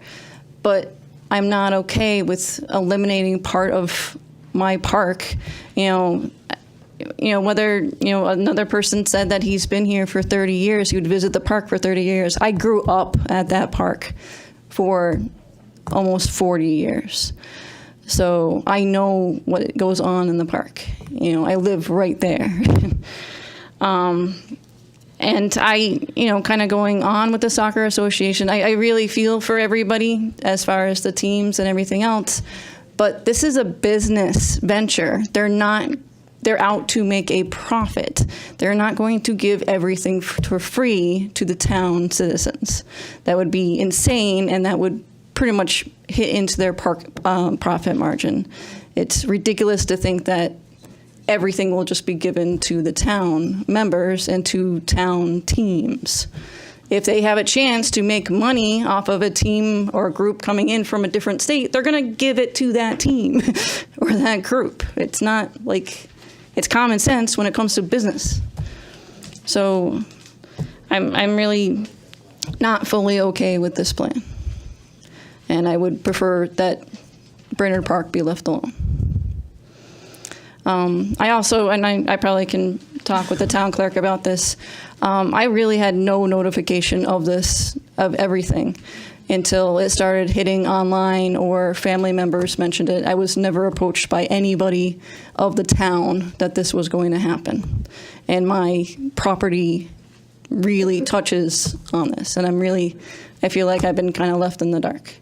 I'd really like it if there's a way for me to even get on like an email list about any further meetings that are going to occur, if that is possible. Thank you. Okay, thank you. Gretchen Pfeiffer Hall.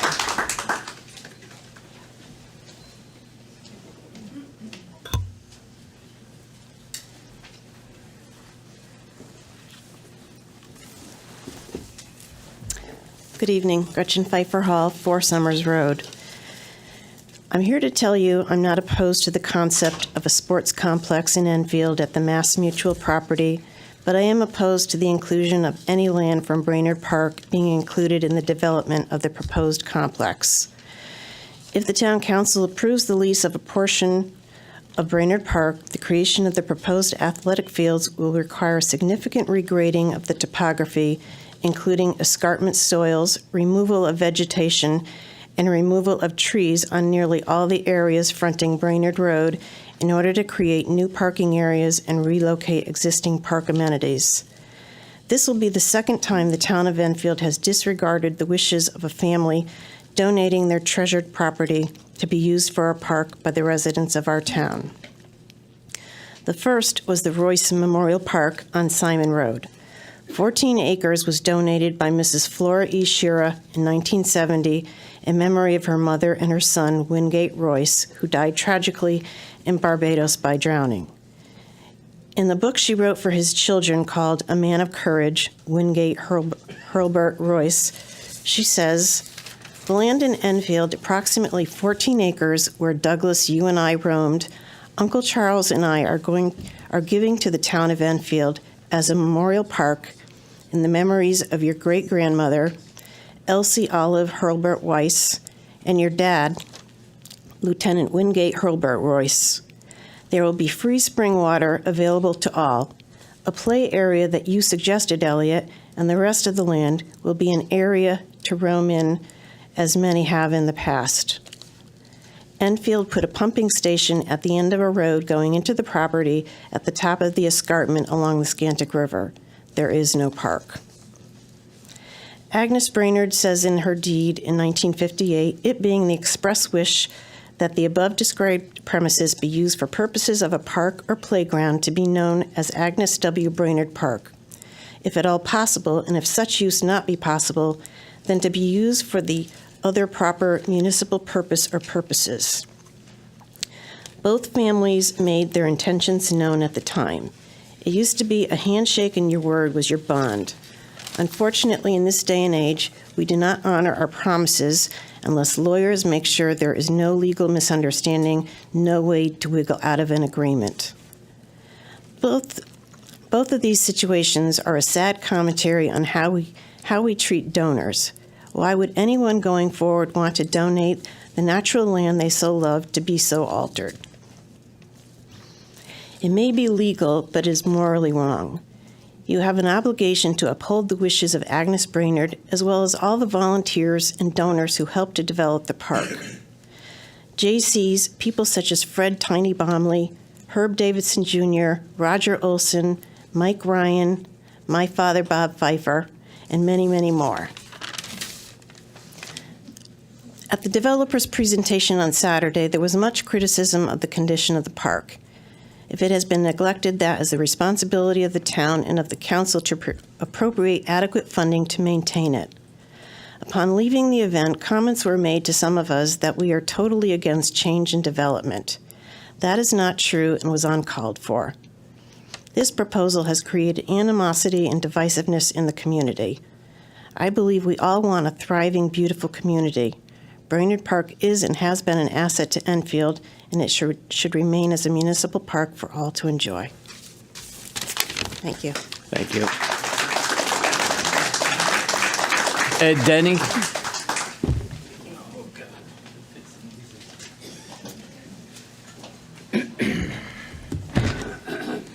Ed Denny, 19 Aloha Drive, Enfield. I'm in the backyard, not far away, but I just wanted to say that for 5 soccer fields, I think this is a great proposal. I think it's an opportunity for the town to get out from underneath, and you're looking for taxpayers' dollars and so forth. But for 5 soccer fields and a swap of swampland, if they can't do the project where it is, then they shouldn't do it. And the other question I only have to ask is this, about tax dollars. If this project doesn't go through, will Mass Mutual not pay their taxes tomorrow? No, they're going to continue to pay taxes on those buildings no matter how long they sit there. Might be depreciation, might go down a little bit, or everybody's nervous about Lego's moving out. Oh my God, we're losing Lego. But the building is owned by Win Stanley, and he's still paying taxes. So we're not going to lose taxes, contents maybe, things like that. But the buildings are still going to be taxable. So forget about the 5 fields, do the project like you want to do. Instead of building a building, maybe you can stick a couple of soccer fields up there and leave the town alone.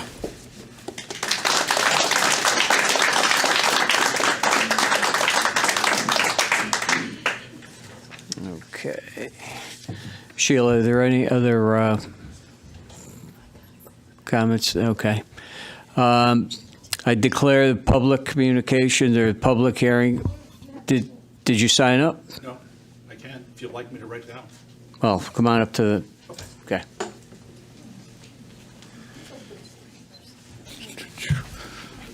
Good evening, everyone. Stephen Smith, 115 Brainerd Road. I've lived there for 47 of my 52 years on this earth, and I can attest to the fact that there is plenty of wildlife in Brainerd Park, and the land behind it and the land around it and across the street and all around that area, including deer and birds of prey. I'm sure everyone would agree that doing something with the Mass Mutual property is a good idea. The problem is this particular project does not fit there.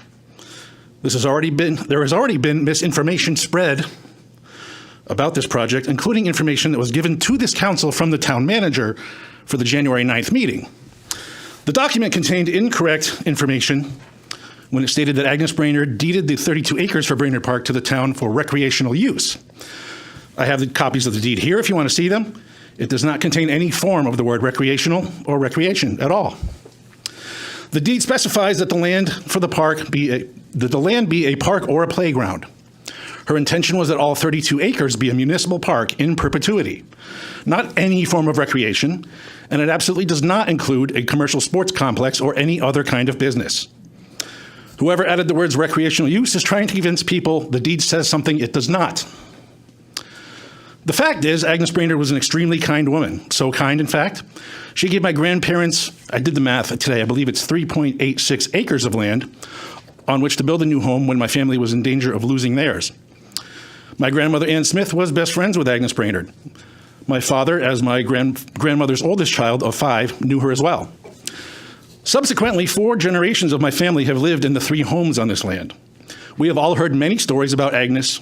My grandmother was quite a storyteller. Agnes wanted a park for both passive and active enjoyment for the people of Enfield. She also loved animals and wanted part of the park left as natural open space. That part of the park, the specific part, is where the developer wants to put artificial turf field number 8. Agnes Brainerd never wanted the town to sell or lease any part of this land to any business, and that's why the deed is worded as it is. A commercial sports complex is a business, not a park. This is not legal use of the land per the deed, which is a legal contract. I don't believe the good people on this council want to set the dangerous precedent that it can ignore legal contracts that this town has agreed to. Why would anyone enter into a contract with Enfield ever again if this council can throw legal contracts out the window? Do you think anyone would ever give 32 acres of the town to a gift ever again? The second dangerous precedent would be sending the message that all of our town's parks are up for grabs, able to be sold or leased to any developer who comes into our town waving promises around. I don't think this council wants to do that either. Why are we building Higgins Park right here? Is the plan to neglect that too and then use that neglect as a reason to sell it or lease it to Walmart or whoever comes asking for it? Another major reason this commercial sports complex doesn't work here is the topography of the land itself. Besides the fact that this westernmost portion, again, field number 8, I think is what they're calling it. Lost my place. This was designed by Agnes Brainerd to be a wildlife sanctuary. It also has a spring-fed stream, which comes from the gigantic water table, which was alluded to earlier. The banks of the stream are also very steep, not really good for soccer. And it's also home to hundreds of trees. The strip mining and massive landfill that would have to be done to this open space couldn't be further from Agnes's wishes. I understand that this council may be feeling desperate because we're losing Lego and the prison, but a scorched earth policy is not in play here. Losing those entities has nothing whatsoever to do with whether this is the right project for this space or not. And again, it is not. This is a square peg trying to be shoved into a round hole. This proposal is not a windfall for Enfield. This is not a project that is going to save Enfield. This developer is not a philanthropist coming to Enfield and handing out money out of the goodness of his heart. Mr. Borgia, with all due respect, is a businessman. He has a right to be that. He wants this project so he can make money for him. He's not moving to Enfield. He's not trying to become a member of the community. He doesn't care what our parks or neighborhoods look like. He even said on Saturday that if this project happens and someone wants to make a good offer for it, he'd sell it to them and go on his merry way. At best, this is a gigantic gamble with far too much risk and a steep ante. There are many reasons why this project could fail, either during or after its construction. Despite promises by the developer, this actually comes with very few guarantees. It could fail to meet financial projections, fail to bring in the number of jobs, and fail to bring other businesses to the area. It's all too common that businesses don't deliver on their promises. Look at MGM in Springfield. They didn't bring the number of jobs they said they would, and and the city isn't revitalized the way MGM said it would be. MGM doesn't have to care. They have their casino. So what if it didn't do what they promised to the city? There are tons of reasons why this project could fail mid-construction. It happens even when the best of plans are adhered to. There can be reasons beyond anyone's control, including an economic downturn, another pandemic, rising costs of materials, and it doesn't even have to be something that bad. It's possible this could become a big hole in the ground where the park once was, and Enfield has nothing to show for it. The important message I don't think the developer and his real estate agent are hearing is that we don't want pickleball courts, a dog park, or a splash pad. What we want is for this commercial business project to not lease or buy any part of Agnes Brainerd Park. The park is off limits for commercial businesses, per Agnes Brainerd. Unless this developer can come back with a proposal that eschews the use of the park, this council needs to save everyone, including the citizens of Enfield, as well as the developer, the time and energy of discussing this further. I encourage you to do the right thing and squash this proposal as soon as possible. Thank you.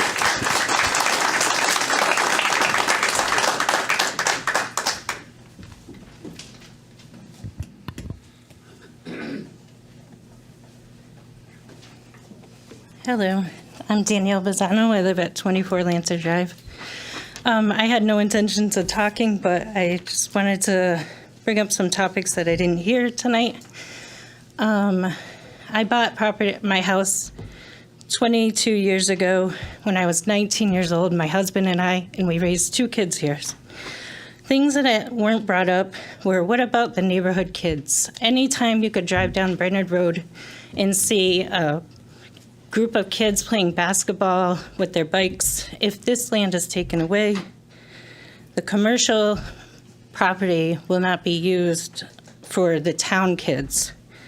Also, the kids that don't play soccer, don't play basketball or baseball, what about the open space that's being taken away from them? My son was a scout. He did not play soccer. He needs open space to play, to enjoy nature. My mother-in-law jogs this land multiple times a week, every week. This land will be taken away from her and enjoying her nature. Also, the wildlife that will be taken, the land will be taken away from the wildlife. These wildlife will become a nuisance to the neighborhood around them. Also, the people that have come up and that are for this project are not within walking distance of this park. They are not going to use this. They're not going to be impacted as much as the people that lived within walking distance of this park. Multiple times on Brainerd Road across from the Methodist Church, there's a crosswalk. Multiple times my kids have stood there and almost got hit by a car because one car would stop for the crosswalk and the next cars wouldn't. That's going to be even more traffic and cause more dangers for the kids that do and people that walk Brainerd Road. Also, the open space that was given to this town will not be used for the town's use, and it will be for commercial use. So I am against leasing the property of Brainerd Park to a commercial company. Thank you. Okay, thank you. Okay, is there anybody else? There's nobody else that has signed up to speak. I declare this public hearing over. I'd like to thank everybody that came out and spoke tonight. It's greatly appreciated. Thank you. We will take a 5-minute recess.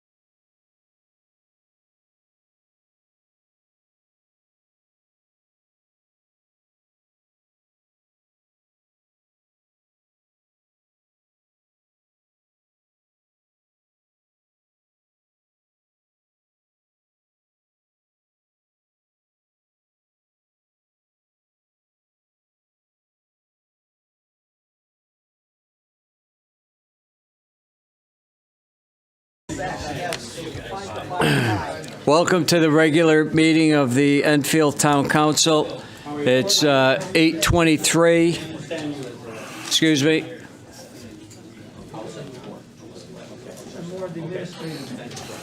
Tonight's meeting can also be viewed on YouTube. We will start the meeting, the prayer from Ken Nelson.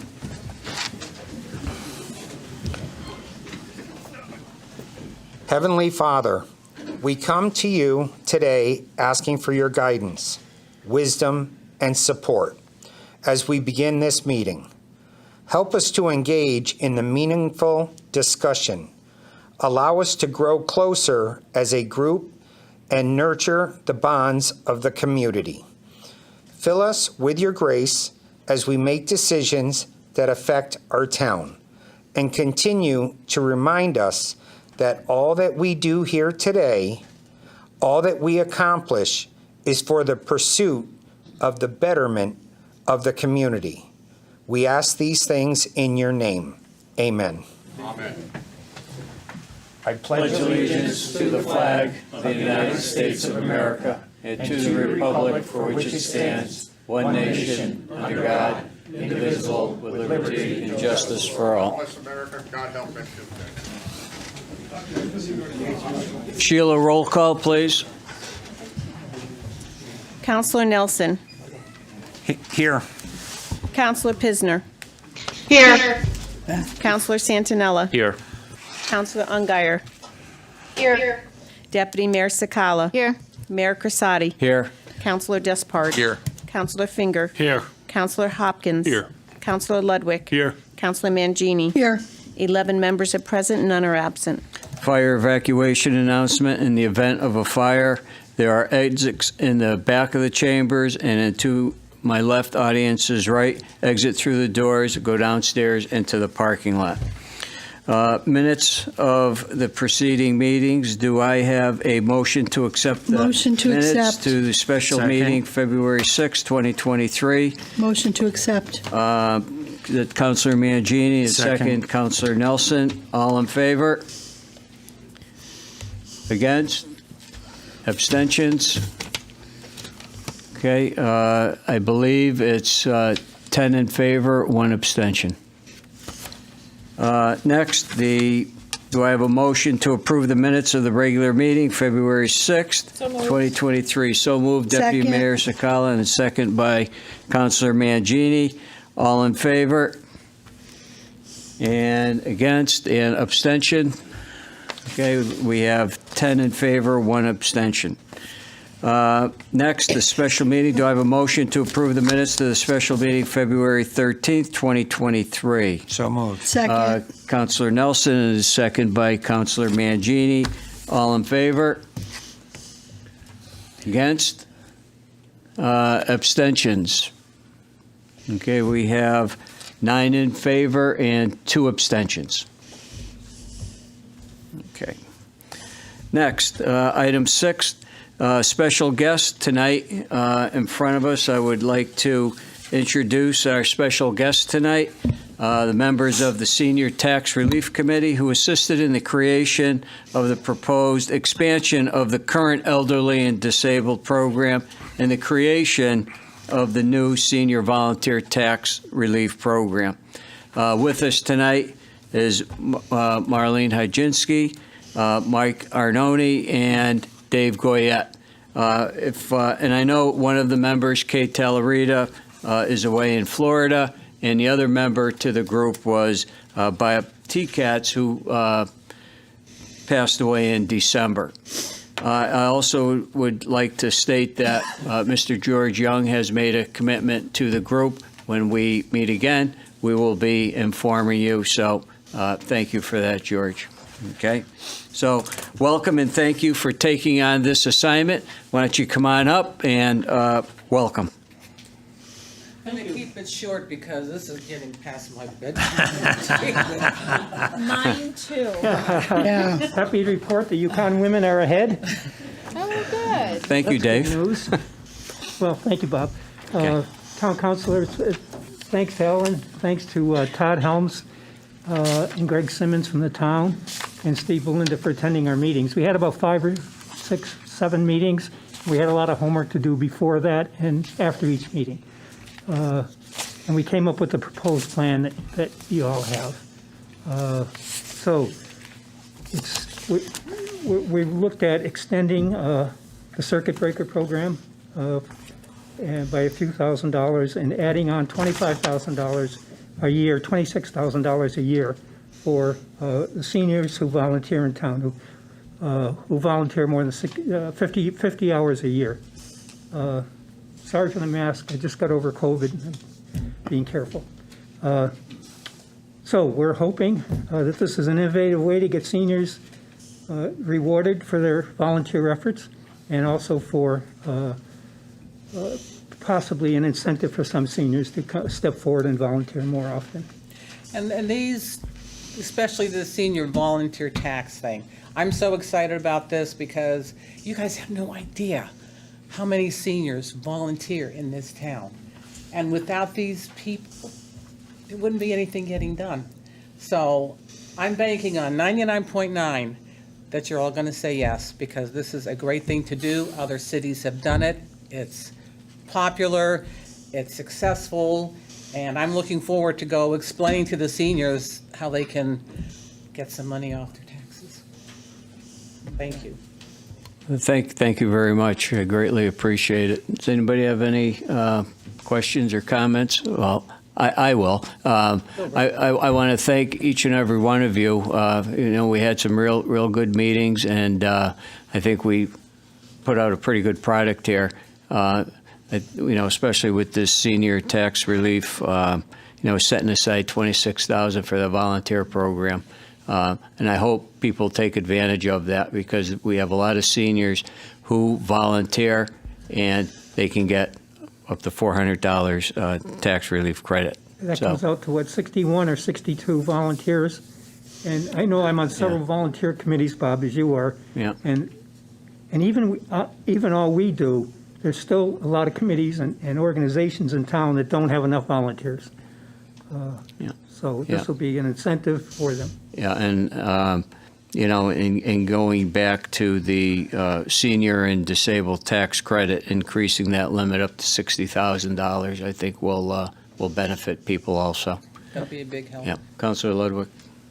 For your work. 2 questions. On bumping up to 60,000, do you have an idea how many people could qualify? Because right now, we have about 600 folks who 62. generally qualify up to 50. No, that's the circuit breaker. So it's 2 different programs? Oh, Yeah, different- it was in the different program. packet. So you've got the packet, that's Right. 2 different programs. Okay, so this is separate? Yeah. Okay, got it.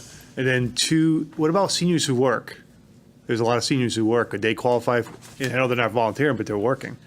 They can, in a household, they can pool their hours, okay? Because we're going 65 and over. Right. You'd be surprised who works and who. I bet there's a lot. I mean, there's a lot of seniors who Yeah. still working. That's what I'm Oh, just yeah. asking. I know it's great people, but what about people who are working? That, they can Okay. be involved, All right, great. absolutely. Well, that's Yeah. that's an hour of their time a week. Right, so you have to volunteer to get credit, but if you're working, okay, you don't quite, you have to actually physically volunteer. Yeah, you have to Okay, physically okay, volunteer. got it, okay, thank you. Okay, thank you. Are there any other questions for anybody? I know you put in a lot of time, a lot of effort, and I think a lot of people are going to benefit from this program. So, thank you. One quick question. Does the time you put in for this program right now count as volunteering? Can you use that for a credit? I don't need that. I'm a Girl Scout leader, too. Thank you. You need all the help you can get. All that information's in the packet. All right, well, thank you very much. Thanks for your consideration. Yeah. And Mike, thanks. Okay. All right, thank you. All right. All right, next on the agenda will be public communications. Before we open public communications, I just want to remind everyone that Enfield residents will have 5 minutes to speak, to address the council. Please refrain from personnel attacks or personnel matters. We're not going to be responding to public comment, but as a reminder to everyone, this is not a forum to air out grievances or discuss town employees. And when you come up, please just state your name and address for the record. I'd greatly appreciate that. Ms. Price.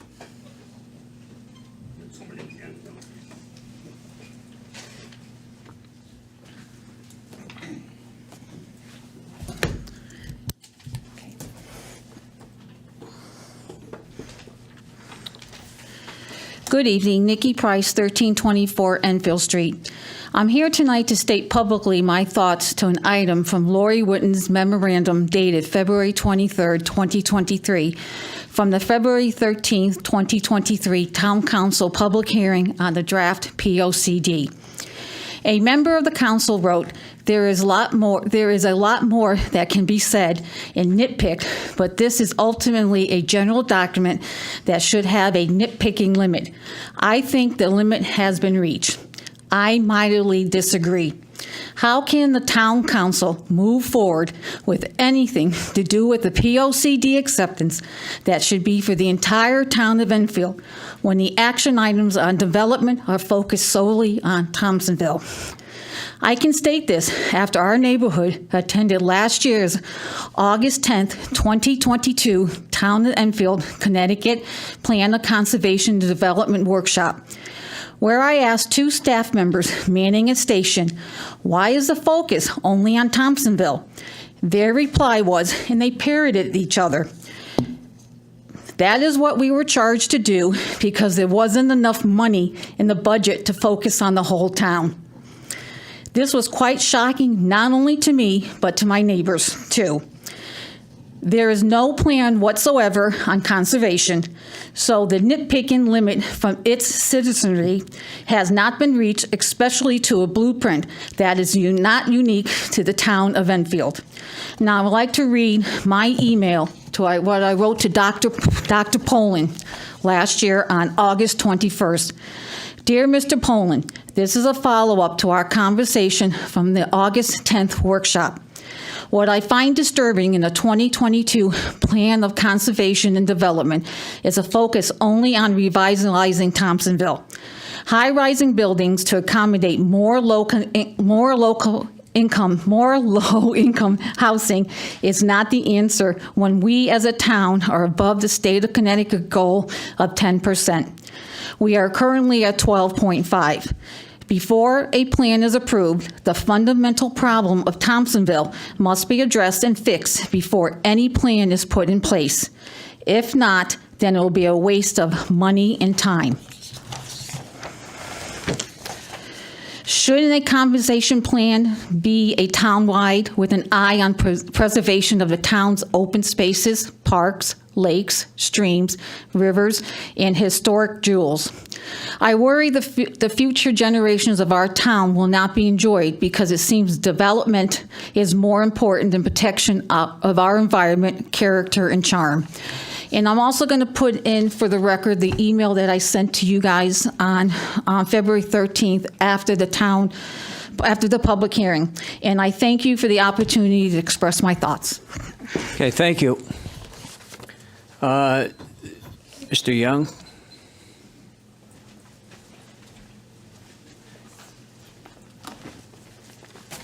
George Young, 8 Holly Lane. I know you have an item on the discussion for tonight for items 12C and D regarding the creation of the volunteer senior tax credit, which I'm all for. And then the other one is the expansion of the existing elderly and disabled tax credit. What you've put in the package for tonight doesn't completely state what should be done because you're only dealing with the married people.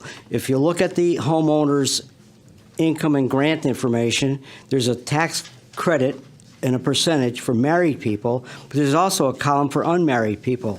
You're only dealing with a $60,000 limit, and you're only dealing with married people. You have to also deal with unmarried people, which could be your widow and widowers, and at that age, I'm sure there might be a few in this town, or single people, and you haven't dealt with that.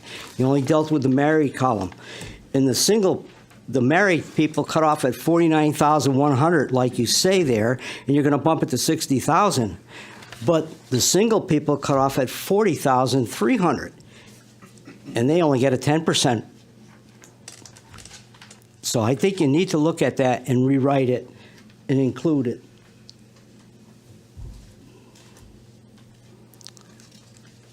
And if you have a question, and that also applies to the minimum maximum, but if you have a question, would be happy to help you out. Thank you. Thank you, George. Is there anybody else that would like to come up? Come on.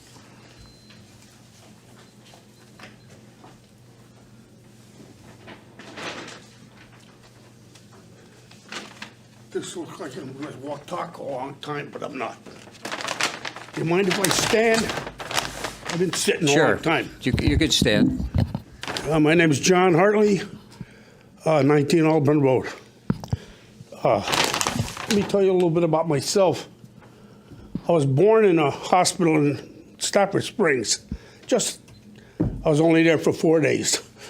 When the snow melted, they brought me home to Thompsonville. I lived on High Street for my baby years. We moved to South River Street in 1939. And in 1942, we moved from a rent into one we purchased, my folks did. It's on South River Street. And let's see, I was there till 1957. That's when I got married and I moved out. I was in the Navy anyway. But anyway, well, I'm going to tell you something. I'm going to throw you off track. That's a little play on words.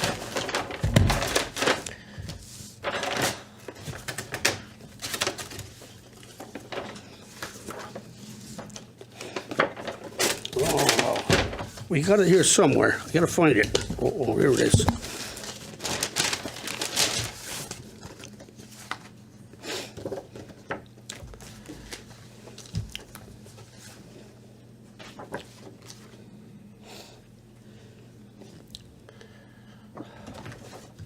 I'm sure you've seen these. Once you put them out, pass them on. It's about all the dignitaries getting together because they're getting the money for a train station. As I go back, please break it down. What I want to tell you is, on the back of that placard, they've got a train station. They got a name on it. You see it? It's spelt wrong. It says Enfield. It's going to be Thompsonville. It's been a Thompsonville station for a long time. I get information here and here.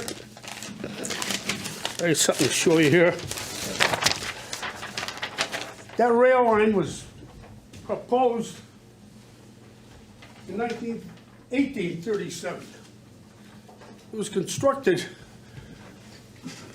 from New Haven to Hartford before 1850.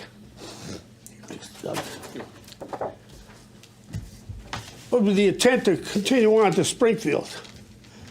That track was built in 1854 from Hartford to Springfield. Thompsonville is listed on that. I got it in several figures here.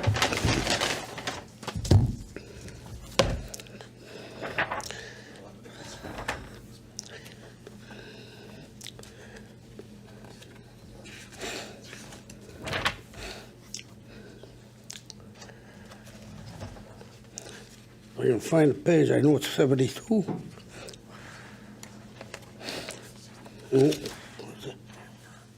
62.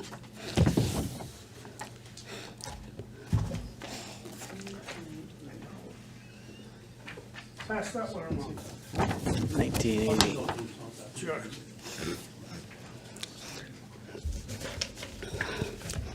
This book is the history of Connecticut railroads. I've had it for quite a few years, and I've already promised it to the Enfield Historical Society. But it's listed in here with Thompsonville on the schedule. I had some schedules too. Where did they go?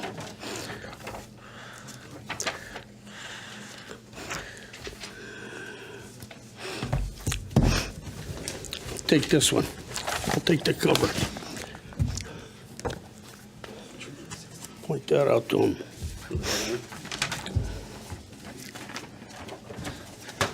I don't know why anybody would want to change the name of the station when it's been Thompsonville throughout the years. I have train schedules from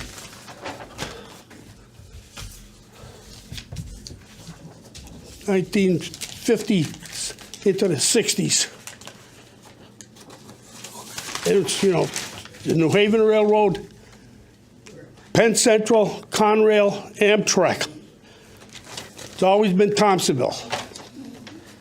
And you put these placards on, it says Enfield.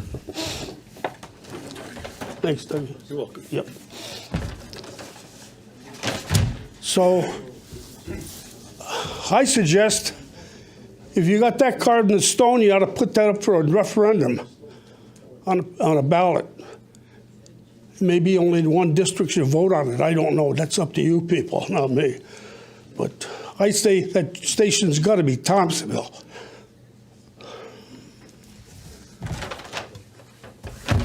I don't see any nays over there. I've talked to a few politicians, and they agree with me. And that's all I got to say. Well, thank you. Thank you very much. Thank you. Thank you very much. Yeah, thank you.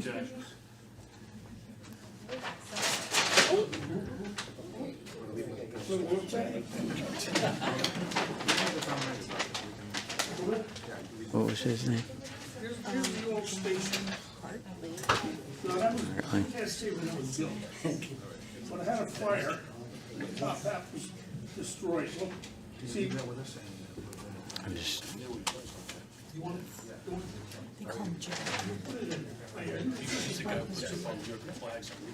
That's what she just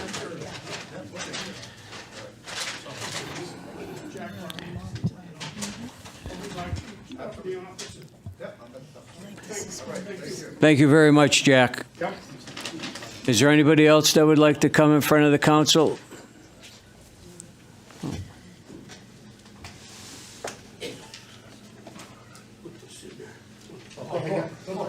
I got about 10 minutes. Well, you only get 5, so. unless you want my 5. No. I can't give him 5. Walter J. Cruzel, 21 Charnley Road. Couple things. First, I'm here as a volunteer of First Readers, and I want to thank everyone that came out to our to the trivia night on the 25th of February. Councilor Mangini, Councilor Nelson, thank you for attending. It was a great turnout. A little cramped in the lower room of Mount Carmel, but we did it. We made it happen, and it was well received. I just came from JFK, where we had our first the First Readers event. We had 80 kids awarded as First Readers, and this was something that we suspended. It's actually 3 years ago this night was the last in-person event due to the what we now know as the China virus. So, but it's back that we're good that we're back in person, and hopefully June will be a bigger turnout. The gentleman about Thompsonville. My father rented the first floor of the Casket Building back in 1973. His address was 33 North River Street, Thompsonville, Connecticut. I think it was like a year or two later, the post office came around and said, nope, we're changing it to Enfield. So I know we like the word Thompsonville, but it was officially changed to Enfield by the post office. So we had to do that, and that's the only way we could get the mail. So And speaking of change, where people don't like change, after the meeting on Saturday, I went to the grocery store. And I felt like getting some ice cream. And I'm a Friendly's ice cream guy. So I went up to the section, and Friendly's ice cream always came in red containers. For all I can remember, red containers. The only red container was maple, a flavor of maple something. And then all the rest of the containers were blue. I'm like, wow. So, people don't like change. Well, change happens, and Friendly changed the color of their containers, and I was standing there for 2 minutes trying to figure out, is this the ice? I had to read the package to make sure it was the right ice cream. So change does happen. So just to let you know that change is inevitable. So thank you. Have a good night. Thank you. Is there anybody else that would like to approach? Yep, there we go.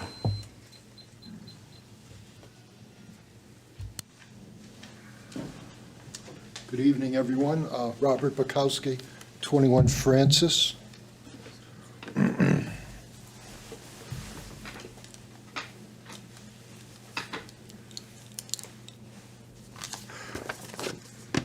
So I have a few questions and comments here regarding the parking issues and entertainment license for Jimmy's Pub. I have 7 issues to discuss. My comments will take more than 5 minutes, so I'll be back up for round 2. And I also emailed all of you a copy of my comments yesterday afternoon. Thank you to those of you who've responded. So issue number 1 is a request for a 120-day extension of the parking ban. As you all know, the 120-day parking ban is coming to an end, and there's no permanent solution that has been implemented. I'd like to request that you vote for a 120-day extension. Can the town manager please give us a report on other possible solutions that are presently being worked on, if any?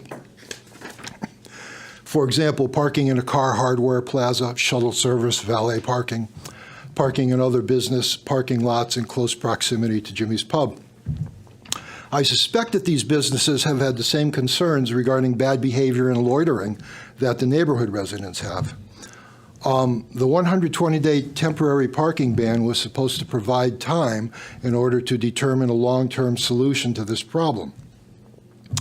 Other than the temporary parking ban itself and a committee of some sort to review parking fines, is there anything being done? There are a few things that the pub owner is doing that I'd like to mention. He's paying for his customers' parking tickets. He is or was violating his karaoke liquor license by providing a DJ for entertainment, which is not covered by his karaoke liquor license. I believe a cease and desist order has been or will be issued soon. And finally, he's moving ahead with his live band entertainment, his live entertainment planning and zoning application, while providing absolutely zero solutions to the problems that his business has created. Item 2, there are some shortcomings with the present parking ban that I hope can be addressed. The enforcement is presently based on resident call-ins. It should be done by active police patrols. Towing should also be considered, especially if fines remain low and there are repeat offenders. The resident parking stickers are now non-transferable. It would be much better if they were transferable and removable, similar to the Enfield dump permits or state handicap permits. This would allow for residents to give their guests a permit while visiting. Temporary permits should also be available for people having periodic large gatherings.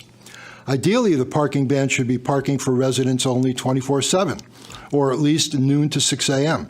The problem with parking does not exist only between the hours of 10 p.m. and 6 a.m. The bar is more crowded now than it used to be. People at the top of the street have cars parked in front of their houses regularly during the evenings. Furthermore, we've had mothers making statements to the town council regarding children playing in the streets and being very uncomfortable with barroom traffic driving up and down Francis Avenue, which is a cul-de-sac. There's also the issue of kids getting off of school buses while barroom traffic is driving up and down the street. Ideally, there should be zero barroom traffic on Francis Avenue. All of his patrons should be limited to on-site parking, as well as parking in other lots where he has long-term leasing arrangements with the property owners. Item 3, parking fine issue. I'm not sure how the parking fine issue is being addressed. Is there a committee to work on this? Do they provide a final recommendation to the town council, and are you obligated to abide by it?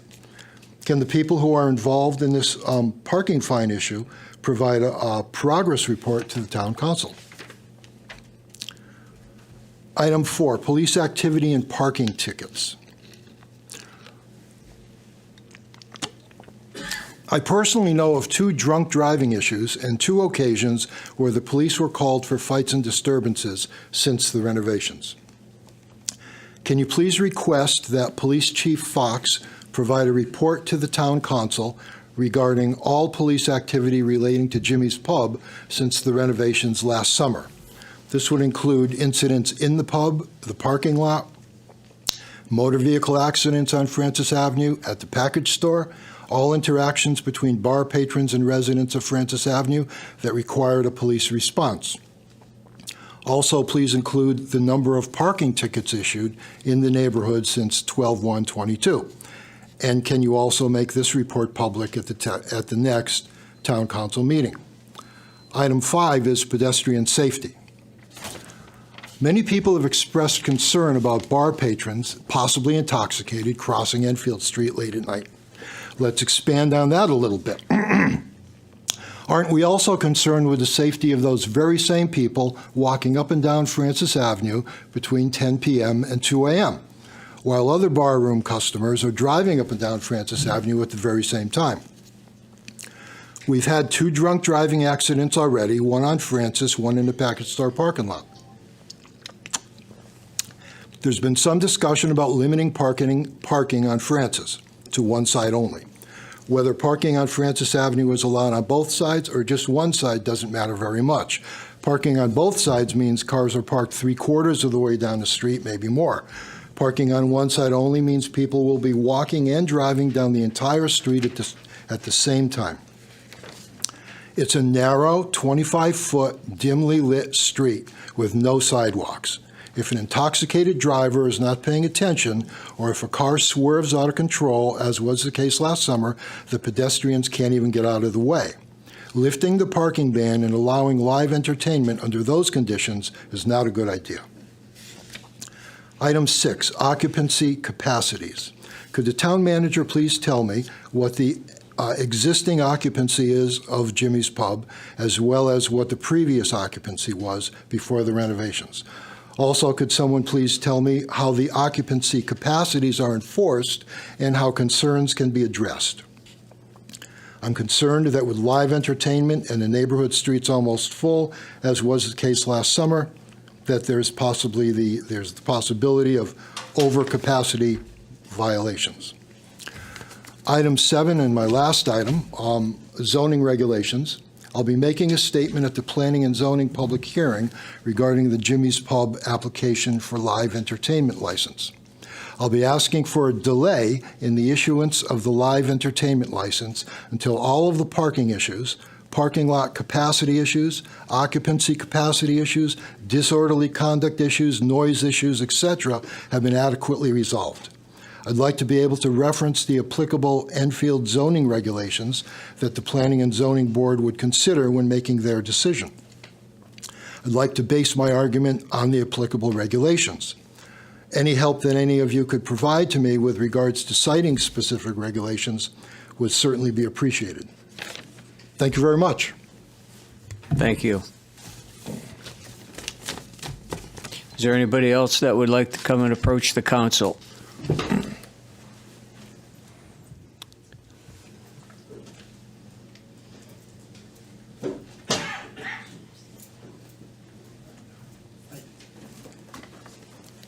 Good evening. Ken Bedard, 27 Burnham Street. I and my wife are the owners of Jimmy's Pub.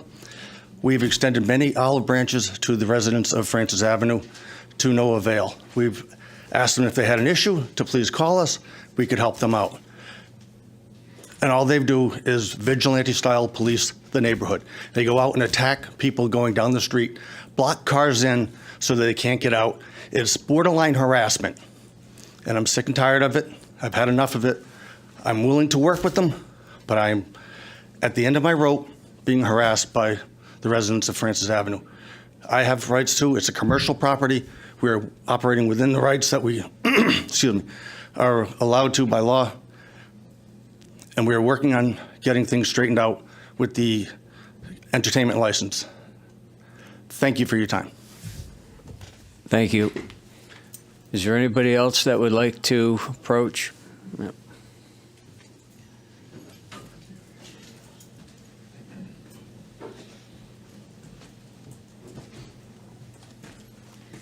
Melanie Dubiel, 4 Francis Avenue. I'm sorry. I just have 2 things to say. Is that he says that he's trying to work with us. Then I'd like to know why he's got signs posted all over his restaurant. And when we call the police department, he's out in that parking lot telling the police department, the cops, the auxiliaries, that he tells the people to park there and that he pays the tickets. He's not trying to work with us. We still have people roaming around our neighborhoods at 2 o'clock in the morning, walking on our property. There was another incident the other night. I'm tired of calling the cops and having it come down because I just want peace and quiet in my neighborhood. I've lived here all my life, never had a problem. I've been at Pizza Palace, Jimmy's Pub numerous times growing up. This has not stopped since he's done the entertainment. He's still having the DJ. I've got a video of it, and nobody's doing anything. He's not supposed to have it. He's only allowed to have karaoke. I've got a video of him actually having a DJ in his restaurant, and nothing has happened. So if he's trying to work with us, I'm just wondering how he's trying to work with us when he's getting away with all this stuff, and yet we're still suffering. The signs are coming down, in 2 weeks, and there still has been nothing done about it except for people are still parking there, and you go out there and you say, hey, you know what, this is residential parking after 10 o'clock. I don't care. I'm like, the owner said we can park here and he'll pay our tickets. So he's not trying to work with us. All he's doing is causing more issues. And last weekend, there was 2 girls walking down the street. The driver couldn't even walk to the car, and the passenger had to help her in the driver's seat. I watched her back halfway up the street, back into my grandparents' lawn, hit the speed limit sign, and then take off up the street. And they've been caught twice as a live entertainment, and they've been caught underage drinking there. And I don't understand how they're still operating with the liquor license. You know, we have a Ring camera. We're catching these people, and nothing's being done. I've never, ever had a problem in Enfield, ever. I've never been to a town council meeting. I've never done anything wrong. And all of a sudden now I'm like, I can't even live in peace. I can't even have friends over. I'm abiding by the law. At 10 o'clock, I'm like, they're either parking in our driveway or on our front lawn or in my parents' house. But they can have their people parking on the streets and, oh, I'll just pay your ticket. It's not right. It's not fair. I'm tired of getting up in the morning and people are arguing outside, or, you know, they're walking around our front yards and nothing's being done. You are not trying to work with us. No, you accused us of doing stuff. Mr. Mayor, point of order, excuse me. You can finish up your comments. There's enough of the back and forth, I just, okay? You know, I'm like, enough is, it's been 90, you said 120 days.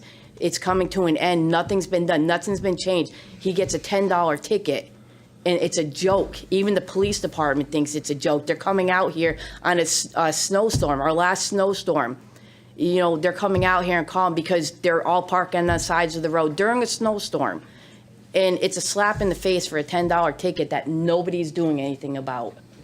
It's been 120 days, and we were told at the beginning they were going to look into raising the ticket price, and it's still $10. I don't understand how it hasn't been raised yet. You know, what's going to happen in 2 weeks when this is over? When the 120 days is over, what's going to happen? Are the signs coming down and then we have to go back to zero? Just, I don't want to move out of this town. I grew up in this town. I was very happy to raise my kids in this town. And again, it's to the point, I've never caused any problems in Enfield. I loved Enfield. And the last year, it's just, yeah, I don't even want to live here anymore. Thank you. Okay, thank you. Is there anybody else that wants to approach the council? Okay, I declare public communications over.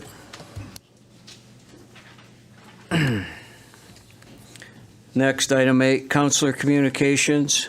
I do have a couple of things that I'm just, a couple of items that I'm going to just mention. I know we have a lot on the agenda moving forward, so I will make this very, very quick. So, yes, last week, a couple of weeks ago, the Board of Education had a major distraction. And I'd like to reiterate to everyone that we have a zero tolerance for attempts to distract elected officials from doing their jobs and fulfilling commitments of the role to which they were elected. The Enfield Police Department will continue to actively investigate anyone who engages in this type of activity. It's just not going to be tolerated. We want everyone to feel safe in their positions, remembering no one is on this Board of Ed or the Town Council for the glory, taking time from their families and their lives volunteering for this town of Enfield, where everybody wants to reside.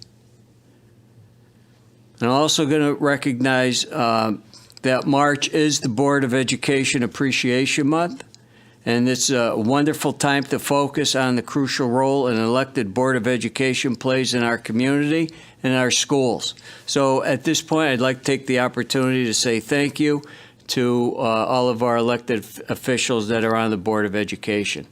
I just wanted to make that statement because at times the board goes through some unnecessary comments and activities that go on in their meetings.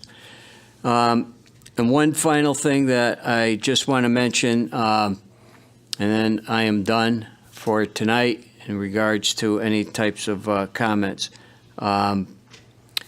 Congratulations to the Enfield Stars for their participation and their action in the Special Olympics Winter Games. Enfield did have a snowshoeing team, and they performed very well. And I have to thank Eversource for their time and effort for actually making the snow for the kids to compete. They had cross-country and snowshoeing. The weather didn't cooperate on Saturday. All the events took place on Sunday, but I just wanted to mention and congratulate the athletes of our town that participated in that event. So thank you. Now we'll open up very quick. Okay, Councilor Mangini. Thank you. I just have two public service announcements. Walter actually brought forward the first readers. It's really heartwarming to see the amount of people that attended after a few years of absence due to COVID. The group works very hard and diligently to raise funds to help our young readers. They provide books, they provide the ceremony. So I was very happy and honored to be able to attend. So going forward, hopefully it'll grow and we will be able to use a larger facility. March 25th is a Saturday. Rotary is having a pancake breakfast from 8 a.m. till 10:30 in the morning, and that is going to be at Enfield Senior Center. The Rotary raises funds to give back to the community, particularly, we do the Santa Claus collecting gifts for children, and then we do the scholarships for young people. So if you can make a point to attend the Rotary Pancake Breakfast, remember it is a fundraiser, and they make fantastic pancakes. Thank you. Okay, thank you. Thank you. Councilor Hopkins. Thank you, Mr. Mayor. Through the mayor to the town manager, I'd like to request a leisure services meeting be scheduled sometime, near the end of this month or even early next month. I think there's been a lot of discussion about parks at this meeting, and recently I think it's important that we do some thinking about that. We've met a couple times this year, but I would like to have a renewed focus with that, please. And then secondly, also through the mayor to the town manager, if we could have an update, if you have anything prepared. I know there have been some discussions about the parking ban and some next steps. If you can provide some brief details just for people. I know those discussions have been occurring. I've been part of them, but if you can, thank you. Councilor Nelson. Just quickly, In the last week, the residents received a bunch of letters. A bunch of residents did, from the assessor, personal property tax, and I know every one of us up here have gotten phone call after phone call about it. And due to the BAA being short one member, at this point, I'd like to get a motion to add Donna Dubanowski's reappointment to next meeting's agenda. And we can take it up next meeting, but her paperwork's been in. I want to put her on the agenda and move forward next meeting with it, so we have a full BAA when these appeals start coming in. So moved.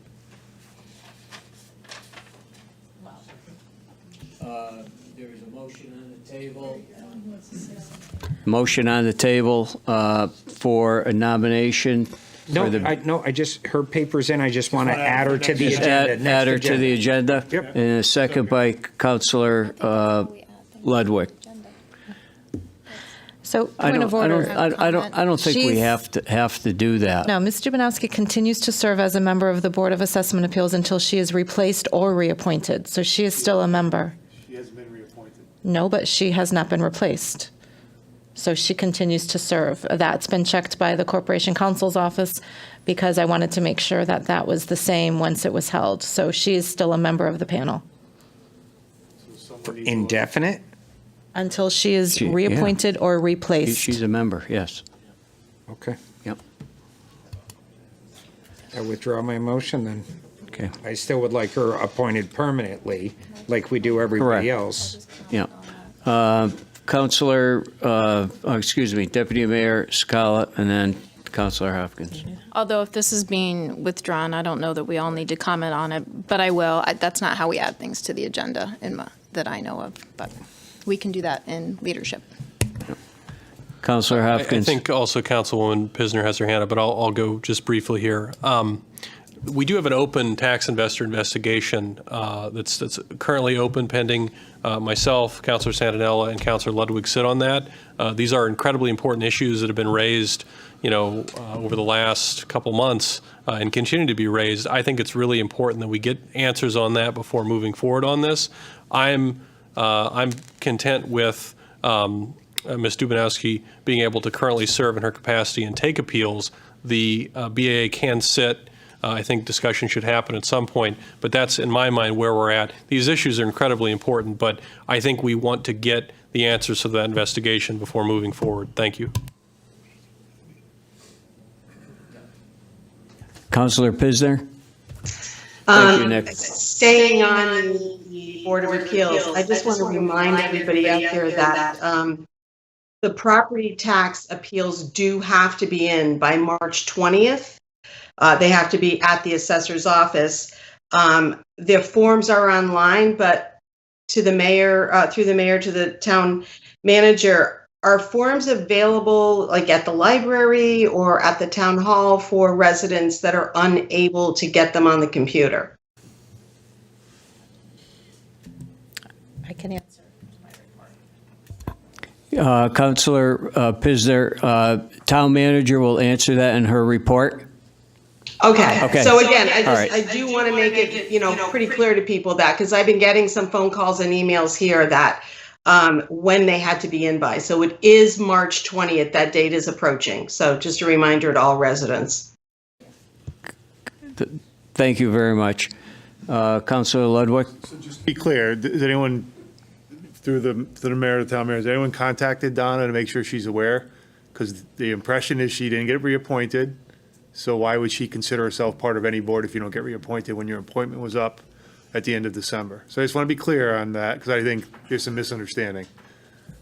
I mean, we can send her an email if you like. I would. I think it would be nice if we can. And then just through the mayor and the manager, and again, if you don't have the answer tonight, just want to be clear on two things. If someone appealed last year and it got overturned by the BAA, whether it be a 490 or it was a reeval, I thought, because I remember having this conversation, if it was a reval and it got overturned, it was good for to next reval. Is that correct, incorrect? What about the 490? Again, the 490 statute is clear.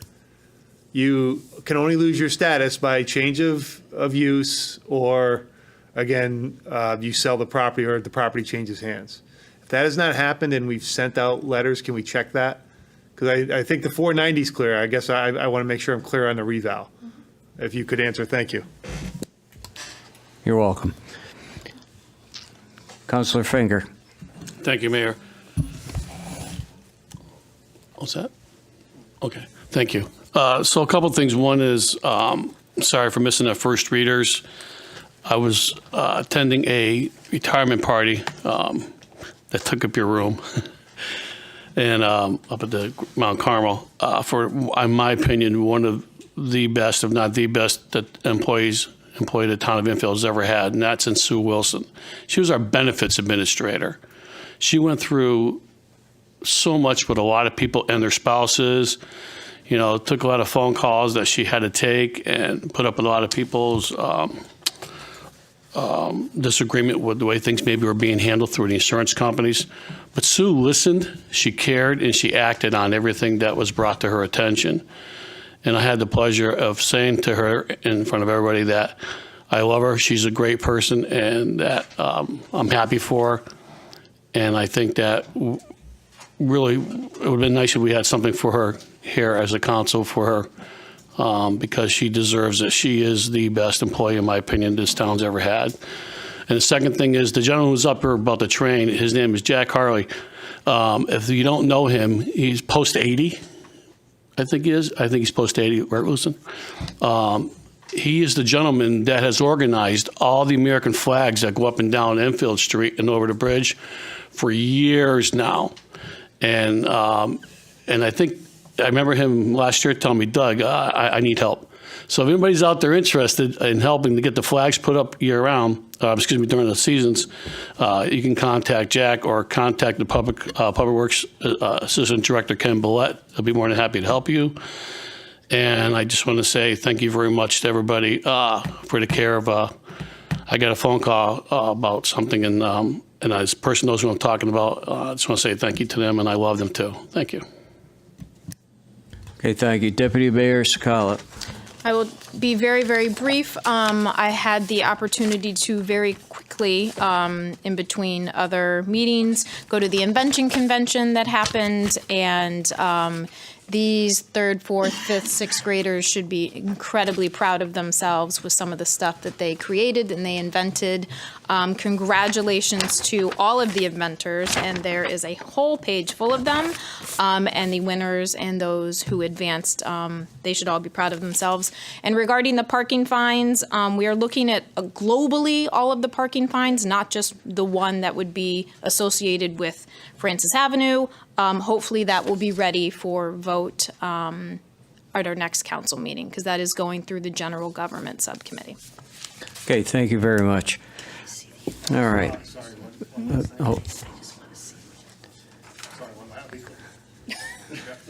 I'm going to time you. Okay, Councilor Ludwig. You actually sparked the question. Who named the question on naming the train station? Curious. If you've done trains, there actually can be hyphens. So is it possible for a Thompsonville Enfield station? And who is it? The state, federal government? Can the town choose? I think he has a valid point. I don't know if I would. Again, I'm fine with Thompsonville, but what about Thompsonville Enfield? And if you've traveled trains, there's the hyphen in certain parts of the country that have that. Suggestion is a compromise to keep Thompsonville name alive, but also incorporate just a suggestion. And again, I'm not trying to be over dramatic, but curious with some of the train derailments going on. Who is the initial, so if something happens, unfortunately, I know we have emergency plans in place, but just a suggestion, may not be a bad idea to have a meeting to remind or, in public what we would do if it happened. And I understand it might not happen on this rail because it's a passenger, which is good. But there's been talk about rails, opening the rail in Hazardville, which again would be biofuel. So I'm just curious, what would be our plan if it happened, and who would be who would be responsible? Because there's some question on who made the decision to do what. It would be nice to kind of know who is really the sort of who would make that decision, and not that it's not applicable here, but it certainly could be. So thank you. Okay, very good. Councilor Ungary. Hi, I was wondering, have we set a date yet for the next public safety meeting through the mayor to the town manager or to Councilor Despard? I think it's, so I'm under the assumption that it's this, so we're doing it the first Wednesday of the month at 1 p.m. We didn't meet last month, but we will be meeting this Wednesday at 1 p.m. Okay, thank you. Okay, thank you very much. All right. Moving on to item 9, town manager report. Well, I wasn't going to have one, but just to quickly go You could do through you could do a fast one. a couple issues that were raised. We've been waiting to hold leisure services because we're waiting for a report back from those people who visit us about disc golf. They were supposed to be in Enfield last week, got derailed, no pun intended, and are supposed to come and visit those sites that they thought would be appropriate for disc golf and report back to us. In addition to that, based on any action that the council takes regarding the Brainerd Park issue, would also then go to leisure services to interact with the community and those neighbors, and if in fact a park needed to be redesigned there. But that is the last committee that hasn't set a regular schedule, and so I would encourage us to look at that meeting and set that up so that we can do so. I believe the deputy mayor covered the parking fee issue and the fines. I did include all of, in your packets, what the recommendation from general government and finance is going to look like. This will be scheduled for a public hearing. At your next meeting, it will be made available to the public so that they could see the changes that are being made, and we can have discussion on that at the next meeting. In terms of the ongoing issues with the business-commercial relationship with the adjoining neighborhood on Francis Ave and Highland, we've received a lot of emails and phone calls that we are cataloging and keeping in a file. The majority appear to want the signs to stay. There are some tweaks that some people would like to see, but they do feel that it's working, with the understanding that there are changes that are happening as the Bedards go through the process with a site plan and other types of applications. So this is also scheduled to go on the agenda for March 20th, and it's premature at this point for a recommendation because we're still culling together all of the data, and we have not yet sent out an email to all the neighbors, which we promised to do, telling them that this is what's going to happen and these are the next steps. But we will have a recommendation for you at that meeting or prior to, so that you know the direction that we think you should go based on the feedback of the people in the neighborhood and the business owners. I know that Assistant Town Manager Steve Belinda touches base with the businesses in that area frequently. I know that there are opportunities that are being discussed in order to lighten some of those issues. But unfortunately, as you've seen tonight, that there are very much heightened emotions and tensions in this area. So we will hopefully have something to you in the next couple of weeks that you can review, and hopefully something can be done. I do want to make one clarification based on a presentation earlier, the good work of the Senior Tax Relief Committee. There are actually no income restrictions on the volunteer tax credit. So obviously we hope that it goes to the people who need it the most, but there are no income restrictions there. However, it was stated correctly that if there are 2 volunteers, 2 spouses in a house that are volunteering, only 1 credit can be claimed. They can, however, combine credits. So if my husband, Attorney Serrato, We're married we're now? married Oh now. my God. I see you more than I see my husband. If he has 15 hours, I can do the balance. We can combine and we can have that credit. So I just wanted to be clear on that. In terms of Mr. Young's point about the income levels, it wasn't clear, I will say, from the packet. But what we're going to do is, this is the State of Connecticut Qualifying Income Program chart, which I know not all of you can see. But this lists income over X amount to married, unmarried, and then the tax credits carry across. What we're doing is we're literally adding another category, $49,101 to $60,000.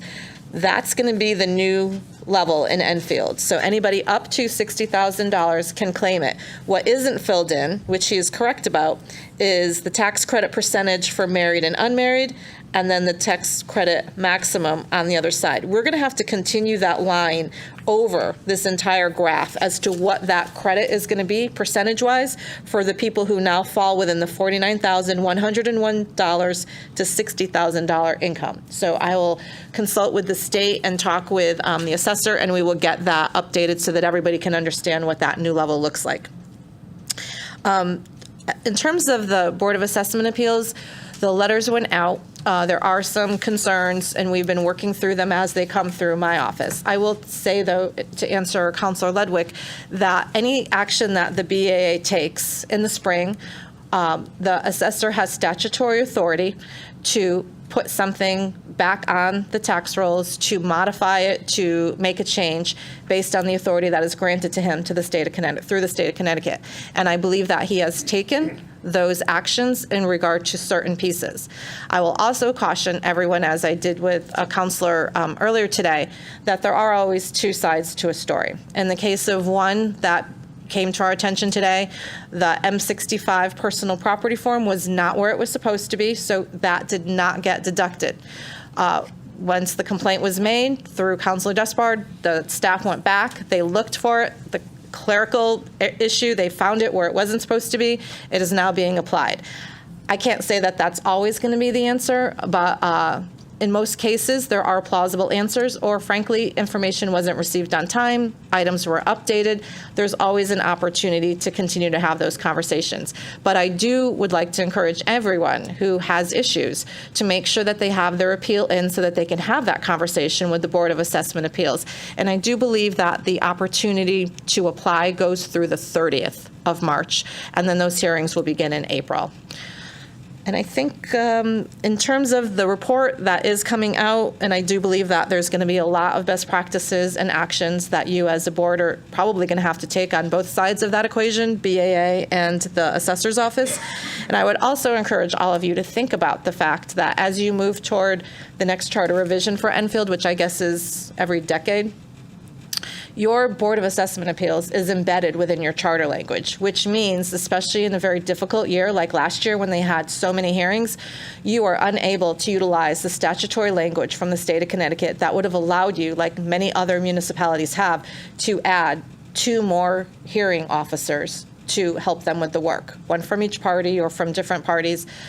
You don't have that opportunity because your language is charter driven. So that might be something that might be worthwhile to look at for charter revision, is to replicate what most other municipalities do through the powers given to them through the state. And that would give them the help that they need, especially in revaluation years, or God forbid in a situation where someone fell ill or wasn't able to make meetings. It allows the process to continue. I'm happy to answer any other questions, but due to the lateness of the hour, I'll hold any other reports to a future meeting. Okay, thank you very much. Item 10, any reports from special committees? Any reports? Councilor Mangini. Thank you. Just very quickly, the Diversity, Equity, Inclusion Committee did meet, and they are a very energetic, eager to work group, and we're looking forward to having some real good progress made. They did come up with their mission statement, and we're going to have another meeting, I think, the end of this month. 4th of July committee met, getting ready for the summer events. They also did have their dinner dance on Saturday night, which again is another fundraiser to help offset some of the cost. Thank you. Okay, thank you. Okay, moving onward to item 11, unfinished business. We have 2 items. The first one, 11A, discussion resolution, the resolution to raise the salary of the assistant assessor position. Be it resolved that in accordance with Chapter 7, Section 2 of the Town Charter, the Enfield Town Council does hereby adopt the wage adjustment up to $75,000 for the current assistant assessor position, and advertise the salary range of $65,000 to $75,000 for the vacant assistant assessor position. Is there a motion? Deputy Mayor moved. Sakala? And a second by Councilor Hopkins. Is there any discussion on this one? Councilor Hopkins? Just briefly, I think it's important to have multiple qualified people working on. I mean, if you have such an important position in town, assessment, you need to have a bench, and I think this is part of getting us that. So I support this. Okay, thank you. Councilor Nelson?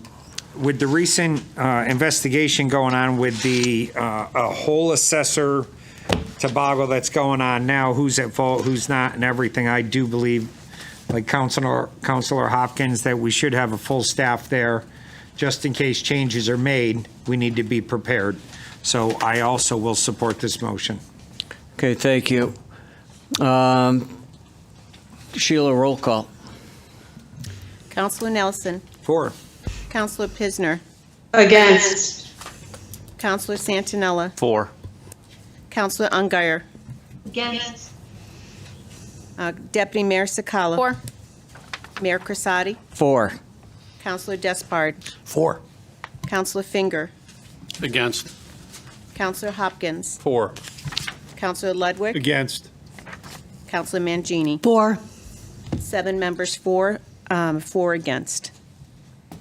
Item B, under unfinished business, discussion resolution, the recommendation of the Public Works Subcommittee regarding waste collection policies regarding Enfield Housing Authority.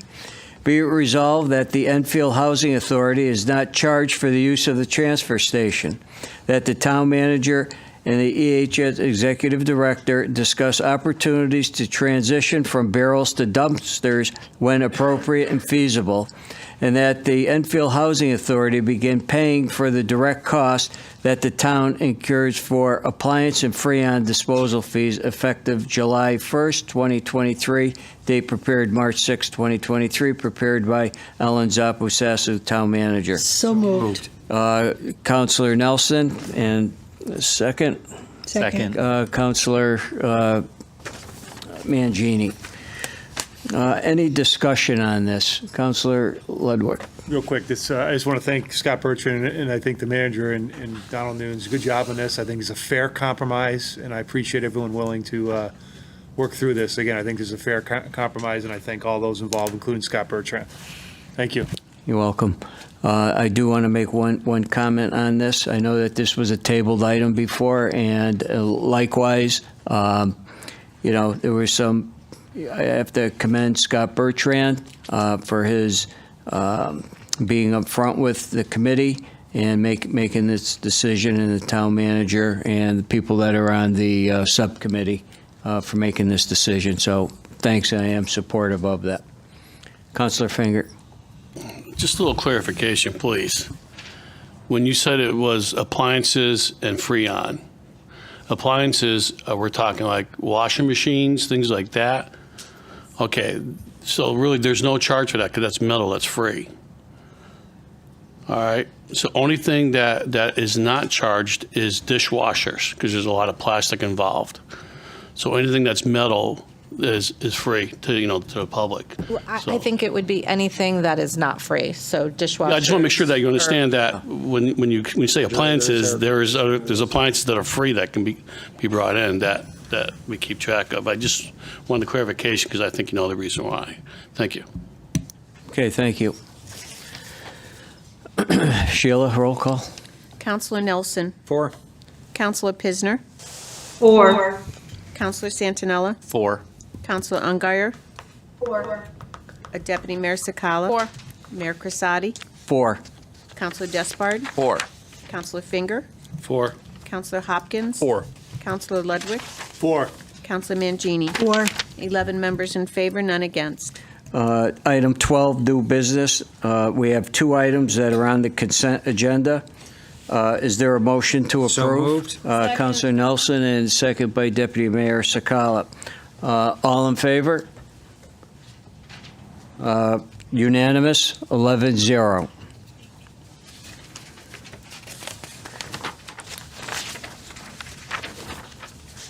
Next on the agenda are appointments. Town Council appointed The first one is the Enfield Cultural and Arts Commission. The term of office of Damon Patno expired 6/1/2022. Replacement will be Daniel Keaton until 6/1/2024. By a show of hands, all in favor? Opposed? Abstentions? 11 in favor.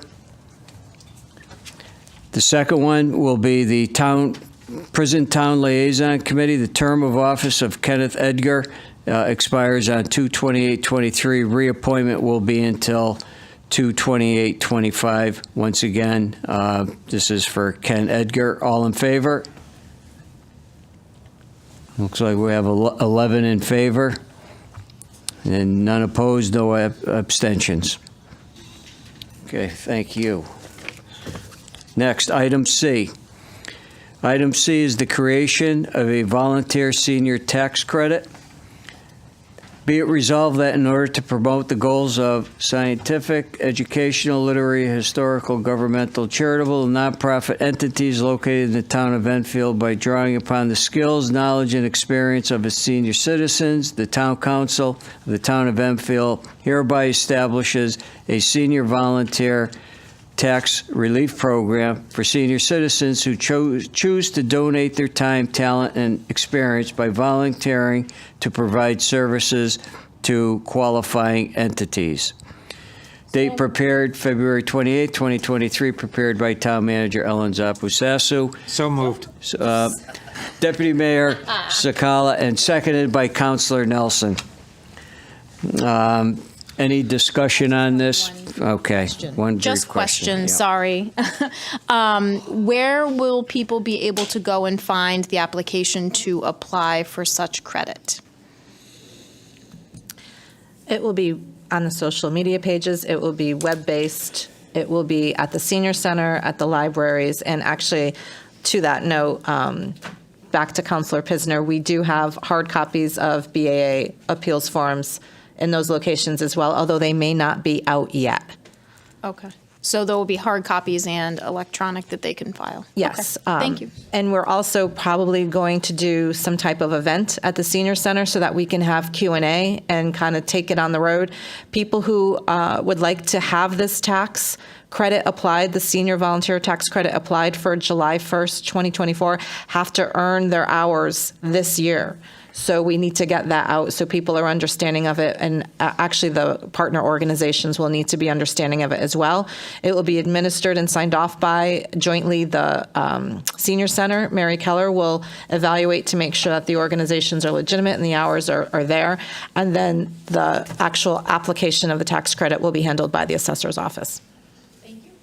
Okay, thank you for that explanation. Marie. Marie? Councilor Pisner? Just quickly, so are members of boards and commissions, are they able to apply for this as senior tax credit if they're on a board or commission? Yes. Okay, thank you. Okay, thank you. Sheila, roll call. Counselor Nelson? 4. Counselor Pisner? 4. Counselor Santinella? 4. Counselor Ungary? 4. Deputy Mayor Sakala? 4. Mayor Crisati? 4. Counselor Despard? 4. Counselor Finger? 4. Counselor Hopkins? 4. Counselor Ludwig? 4. And Counselor Mangini? 4. 11 members in favor, none against. Item D, discussion resolution, the expansion of the existing elderly and disabled tax credit. Be it resolved that the Town Council accept the recommendation of the Senior Tax Relief Committee to adopt the expanded income brackets up to $60,000 for Enfield senior citizens who qualify. Date prepared February 23rd, 2023, prepared by Town Manager Ellen Zapusasu. So moved. Councilor Mangini, and a second by Councilor Nelson. Is there any discussion on that? It's pretty straightforward. Yep.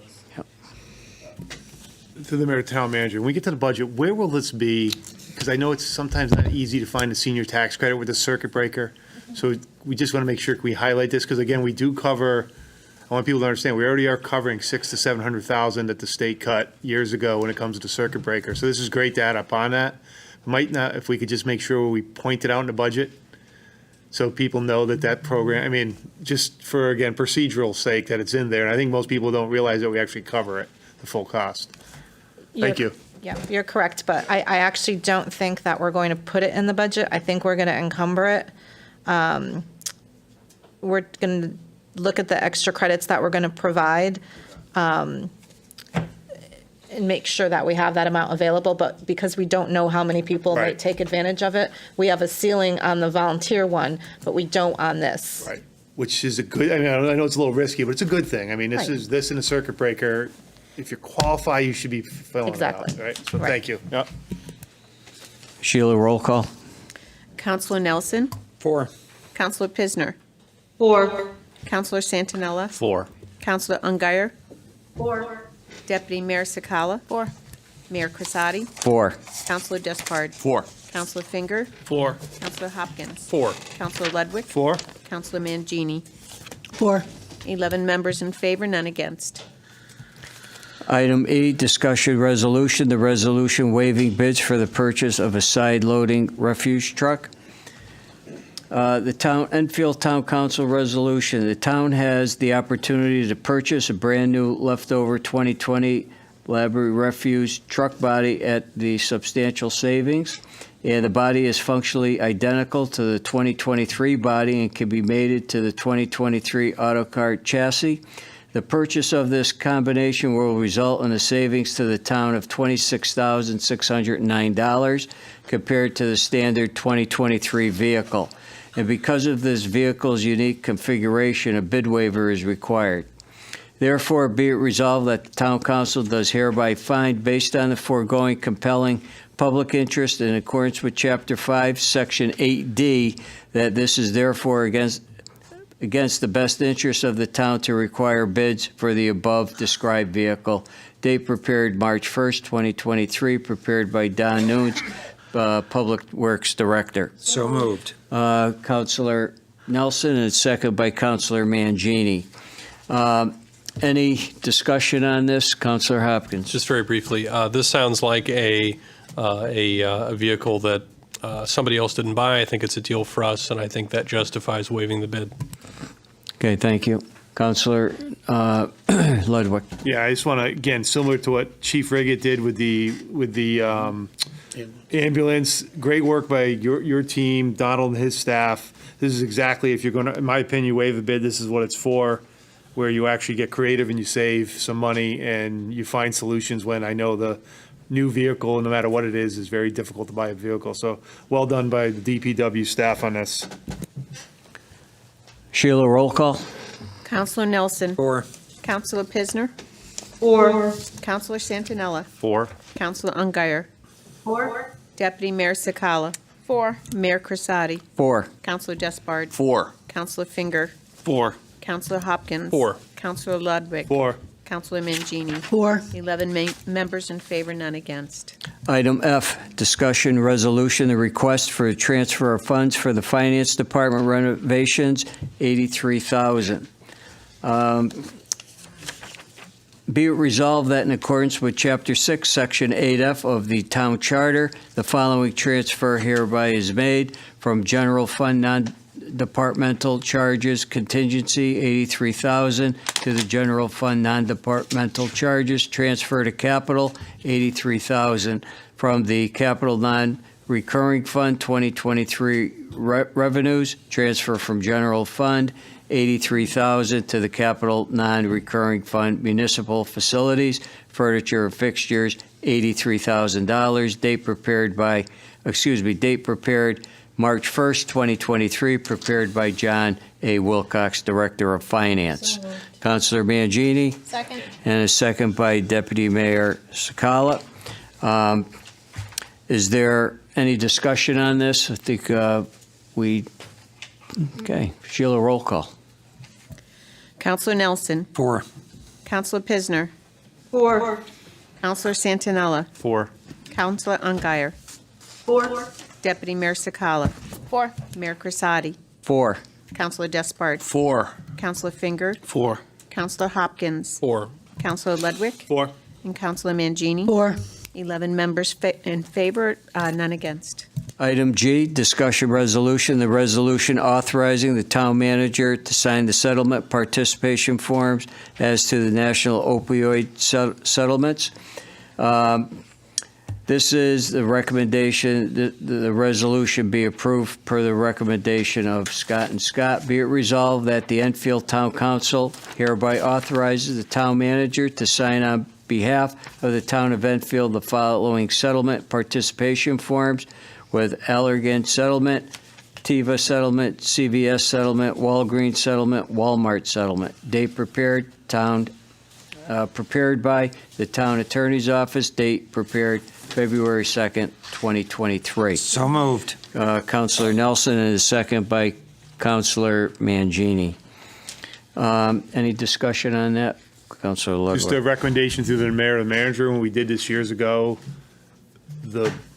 again, the intent, and I understand it's a new council, the intent was to use whatever money we got, even if it was not very little, to exactly goes into a fund that helps a program for whatever it may be, Narcan purchases, whatever it may be. My only recommendation is that we make sure that whatever the money is, that it goes to exactly that intent, is to help, people with drug use, any kind, whatever it may be. Again, I know that's variety, but that was the intent of when we did this, just to remind people, great news. I know it's not a lot of money, but sometimes principle is more important than money.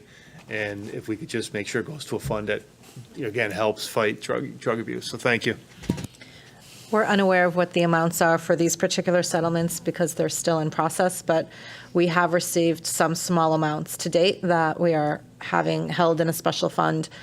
It will probably have to go to general government and finance or through the budget process. There have been 2 requests for some of that money to be used to augment programs that are existing, so a lot of that is already in play. Awesome. Thank you. Okay, thank you. Sheila, roll call. Counselor Nelson. 4. Counselor Pisner. 4. Counselor Santinella. 4. Counselor Ungary. 4. Deputy Mayor Sakala. 4. Mayor Crisati. 4. Counselor Despard. 4. Counselor Finger. 4. Counselor Hopkins. 4. Counselor Ludwig. 4. And Counselor Mangini. 4. 11 members in favor, none against. Item H, discussion resolution, the resolution to authorize a waiver of property maintenance fines for 56 College Street, Enfield, Connecticut, with conditions. This is the recommendation, the adoption of the attached resolution to waive the property maintenance fees subject to these conditions. Be it resolved that the ancillary structures located on 56 College Street will be demolished per town standards and subject to a final inspection by the town by July 6, 2023. And be it resolved that 56 College Street must be sold by the executor of the estate of 56 College Street by March 6, 2024. Be it resolved that if these conditions are not met, the town shall continue and finalize the foreclosure proceedings against the property at 56 College Street. Be it further resolved that if these conditions are met, the Enfield Town Council does hereby authorize that the waiver of the above referenced property maintenance fines, the release of the above referenced property maintenance lien, and the withdrawal of the above referenced foreclosure. Date prepared, February 23rd, 2023. Date prepared by the Office of Economic and Community Development. Councilor Mangini, and a second by Councilor Despard. Any discussion on this, Councilor Nelson? We need to make an amendment to this because I believe through the mayor to the town manager, you were at this meeting, weren't you, Ellen? Mm-hmm. But everything is correct except the house that's connected with this property is not 56 College Street, it's Russell Street. They're 2 separate addresses. And the house is in as rough a shape as 56 College Street, and they agreed to sell the house and the property together. So I would make a motion that we amend this and we add the address, the correct address for the house with this property. So the parcel is recognized as 56 College Street, but Councilor Nelson is correct that the house is listed with an address of Russell Street for mail delivery, etc. I'll defer to Attorney Serrato as to whether we need to amend. I believe, excuse me. I believe it's one lot. There's the house, the old bakery, and the barn in the back. It's all one lot. And I think according to the assessor's records, it's classified as 56 College Street. So that's the property location. That's the legal location. That's the legal name of the property. The And it would mailing address. include I the think. house. Yeah, I know where the house is. My grandparents lived Okay. on Russell Street. It's yeah. just because that was the intent of blight, is the whole properties to be, Yeah, if and you're it's one, confident. and it's one piece, yes. Okay. You're good. Well, just as a point of order, are you keeping your motion on the table? No. Okay. I didn't even No, put it up. I asked the question wa- before. Correct, there was no motion on the table. There was a question. Thank you. Counselor and I want to. Hopkins. Thank you, Mr. Mayor. I want to really compliment the members of Blight. I think this is a really a good first step with changing the way that Blight does things. This is a great suggestion that incentivizes the derelict former bakery being torn down and also the selling this property within a reasonable amount of time. Historically, Blight would consider waiving a portion of a lien amount or the whole thing or none at all. This is creative, and I think this is great. We should do this moving forward, so thank you. Okay, thank you. Counselor Ludwig. Curious to the mayor, to the town manager, and I know that's probably outside the realm of the agreement, but understand the property's in tough shape. But man, anyway, when that property's knocked down, we can, I don't know if it's stipulation, love to see, again, a business slash, like it was, I mean, perfect location for that kind of, again, a little bit of unique zoning in Thompsonville where you had a bakery or whatever it may be and someone living up top, understand way past its lifetime. We've been working on this for years. However, we're forgiving a ton of money, yeah, and it's legitimate. I'm just suggesting maybe we can, wherever we sell the property, if we can, again, be creative, would be great to see instead of just putting a multifamily there. Again, a business along with someone living there. Perfect location. And I'm just saying, I hope maybe we can keep a little bit of that in mind when we go, you know, if we're involved in the sale. Just a suggestion, that's all. Because, I mean, it really is a perfect location for something like that. It's a great lot. I mean, I think that we will be working closely with the son from the family who's interested in closing this out. I will say, though, that the fines associated with this have multiplied over the course of a number of years, and this is one of the issues that we're trying to attack with troubled property so that it doesn't get to this point and change the policy. Thank you. Sheila, roll call. Sorry. Counselor Nelson. 4. Counselor Pisner. 4. Counselor Santinella. 4. Counselor Ungary. 4. Deputy Mayor Sakala. 4. Mayor Crisati. 4. Counselor Despard. 4. Counselor Finger. 4. Counselor Hopkins. 4. Counselor Ludwig. 4. Counselor Mangini. 4. 11 members in favor and none against. Item I, the discussion resolution, the resolution referring the proposed improvements to the Higgins Park at 820 Enfield Street to the Planning and Zoning Commission per Connecticut General Statute S8-24. Once again, there's no impact to the budget on this, and the resolution states, now therefore be it resolved that the proposed improvements to the Higgins Park, including the construction of the band shell, are hereby referred to the Planning and Zoning Commission in conformance with the requirements of the Connecticut General Statute S8-24. Respectfully submitted, Lori Witten, Director of Planning. So moved. Councilor Nelson, and a second by Councilor Mangini. Is there any discussion on this? Okay, Sheila, roll call. Counselor Nelson. 4. Counselor Pisner. 4. Counselor Santinella. 4. Counselor Ungary. 4. Thank you. Deputy Mayor Sakala. 4. Mayor Crisati. 4. Counselor Despard. 4. Counselor Finger. 4. Counselor Hopkins. 4. Counselor Ludwig. 4. Counselor Mangini. 4. 11 members in favor, none against. Item J, discussion resolution, Section 8-24, referral to the Planning and Zoning Commission concerning the potential disposition of Nathan Hale School on 5 Taylor Road. Now therefore be it resolved that the proposed conveyance/transfer of the Nathan Hale School property at 5 Taylor Road is hereby referred to the Planning and Zoning Commission in conformance with the requirements of the Connecticut General Statute S8-24, date prepared February 28, 2023, prepared by Ellen Zapusasso, the town manager. Councilor Mangini, and a second by Councilor Nelson. Is there any discussion on this? Okay, Sheila, roll call. Counselor Nelson. 4. Counselor Pisner. 4. Counselor Santinella. 4. Counselor Ungary. 4. Deputy Mayor Sakala. 4. Mayor Crissati. 4. Counselor Despard. 4. Counselor Finger. 4. Counselor Hopkins. 4. Counselor Ludwig. Against. Counselor Mangini. 4. 10 members in favor, 1 against. Okay, item 13, any other business proper to come before the said meeting? Item 14, public communications. Is there any person wishing to come in front of the council? Please state your name and address for the record.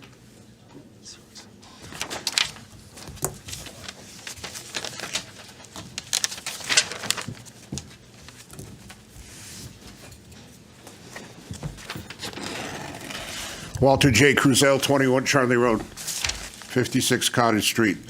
There's a lot of that rye bread in here, just to let you know. That was a delicious bakery, and I miss it every day. So, and your idea to put that type of business back in there would be great. So, that's it. Okay, thank you. Is there anybody else that is wishing to come in front of the council? Any final councilor communications? I just have one quick one, all right? This coming Saturday is a shopping day, and this is for the youth. This is something with the Opera House players and the Stack Group. And I'm just going to state that they're hosting a free shopping day. There's going to be suits, dresses, prom dresses, jewelry, shoes, purses, and makeup available. If you find something that you like or love, it's going to be yours. Bring your family and friends and have a fun shopping experience. Once again, this is at 100 High Street, Saturday, March 11th, from 11 to 3. So if you're looking for that prom dress or a suit to go, because with these prices, the way inflation is, this is an opportunity to go on out and find yourself something, have a good time at the prom coming up. So do I have a motion to adjourn? Councilor Mangini, a second. Councilor Despard, all in favor? It's unanimous. Thank you, everyone, and have a good night.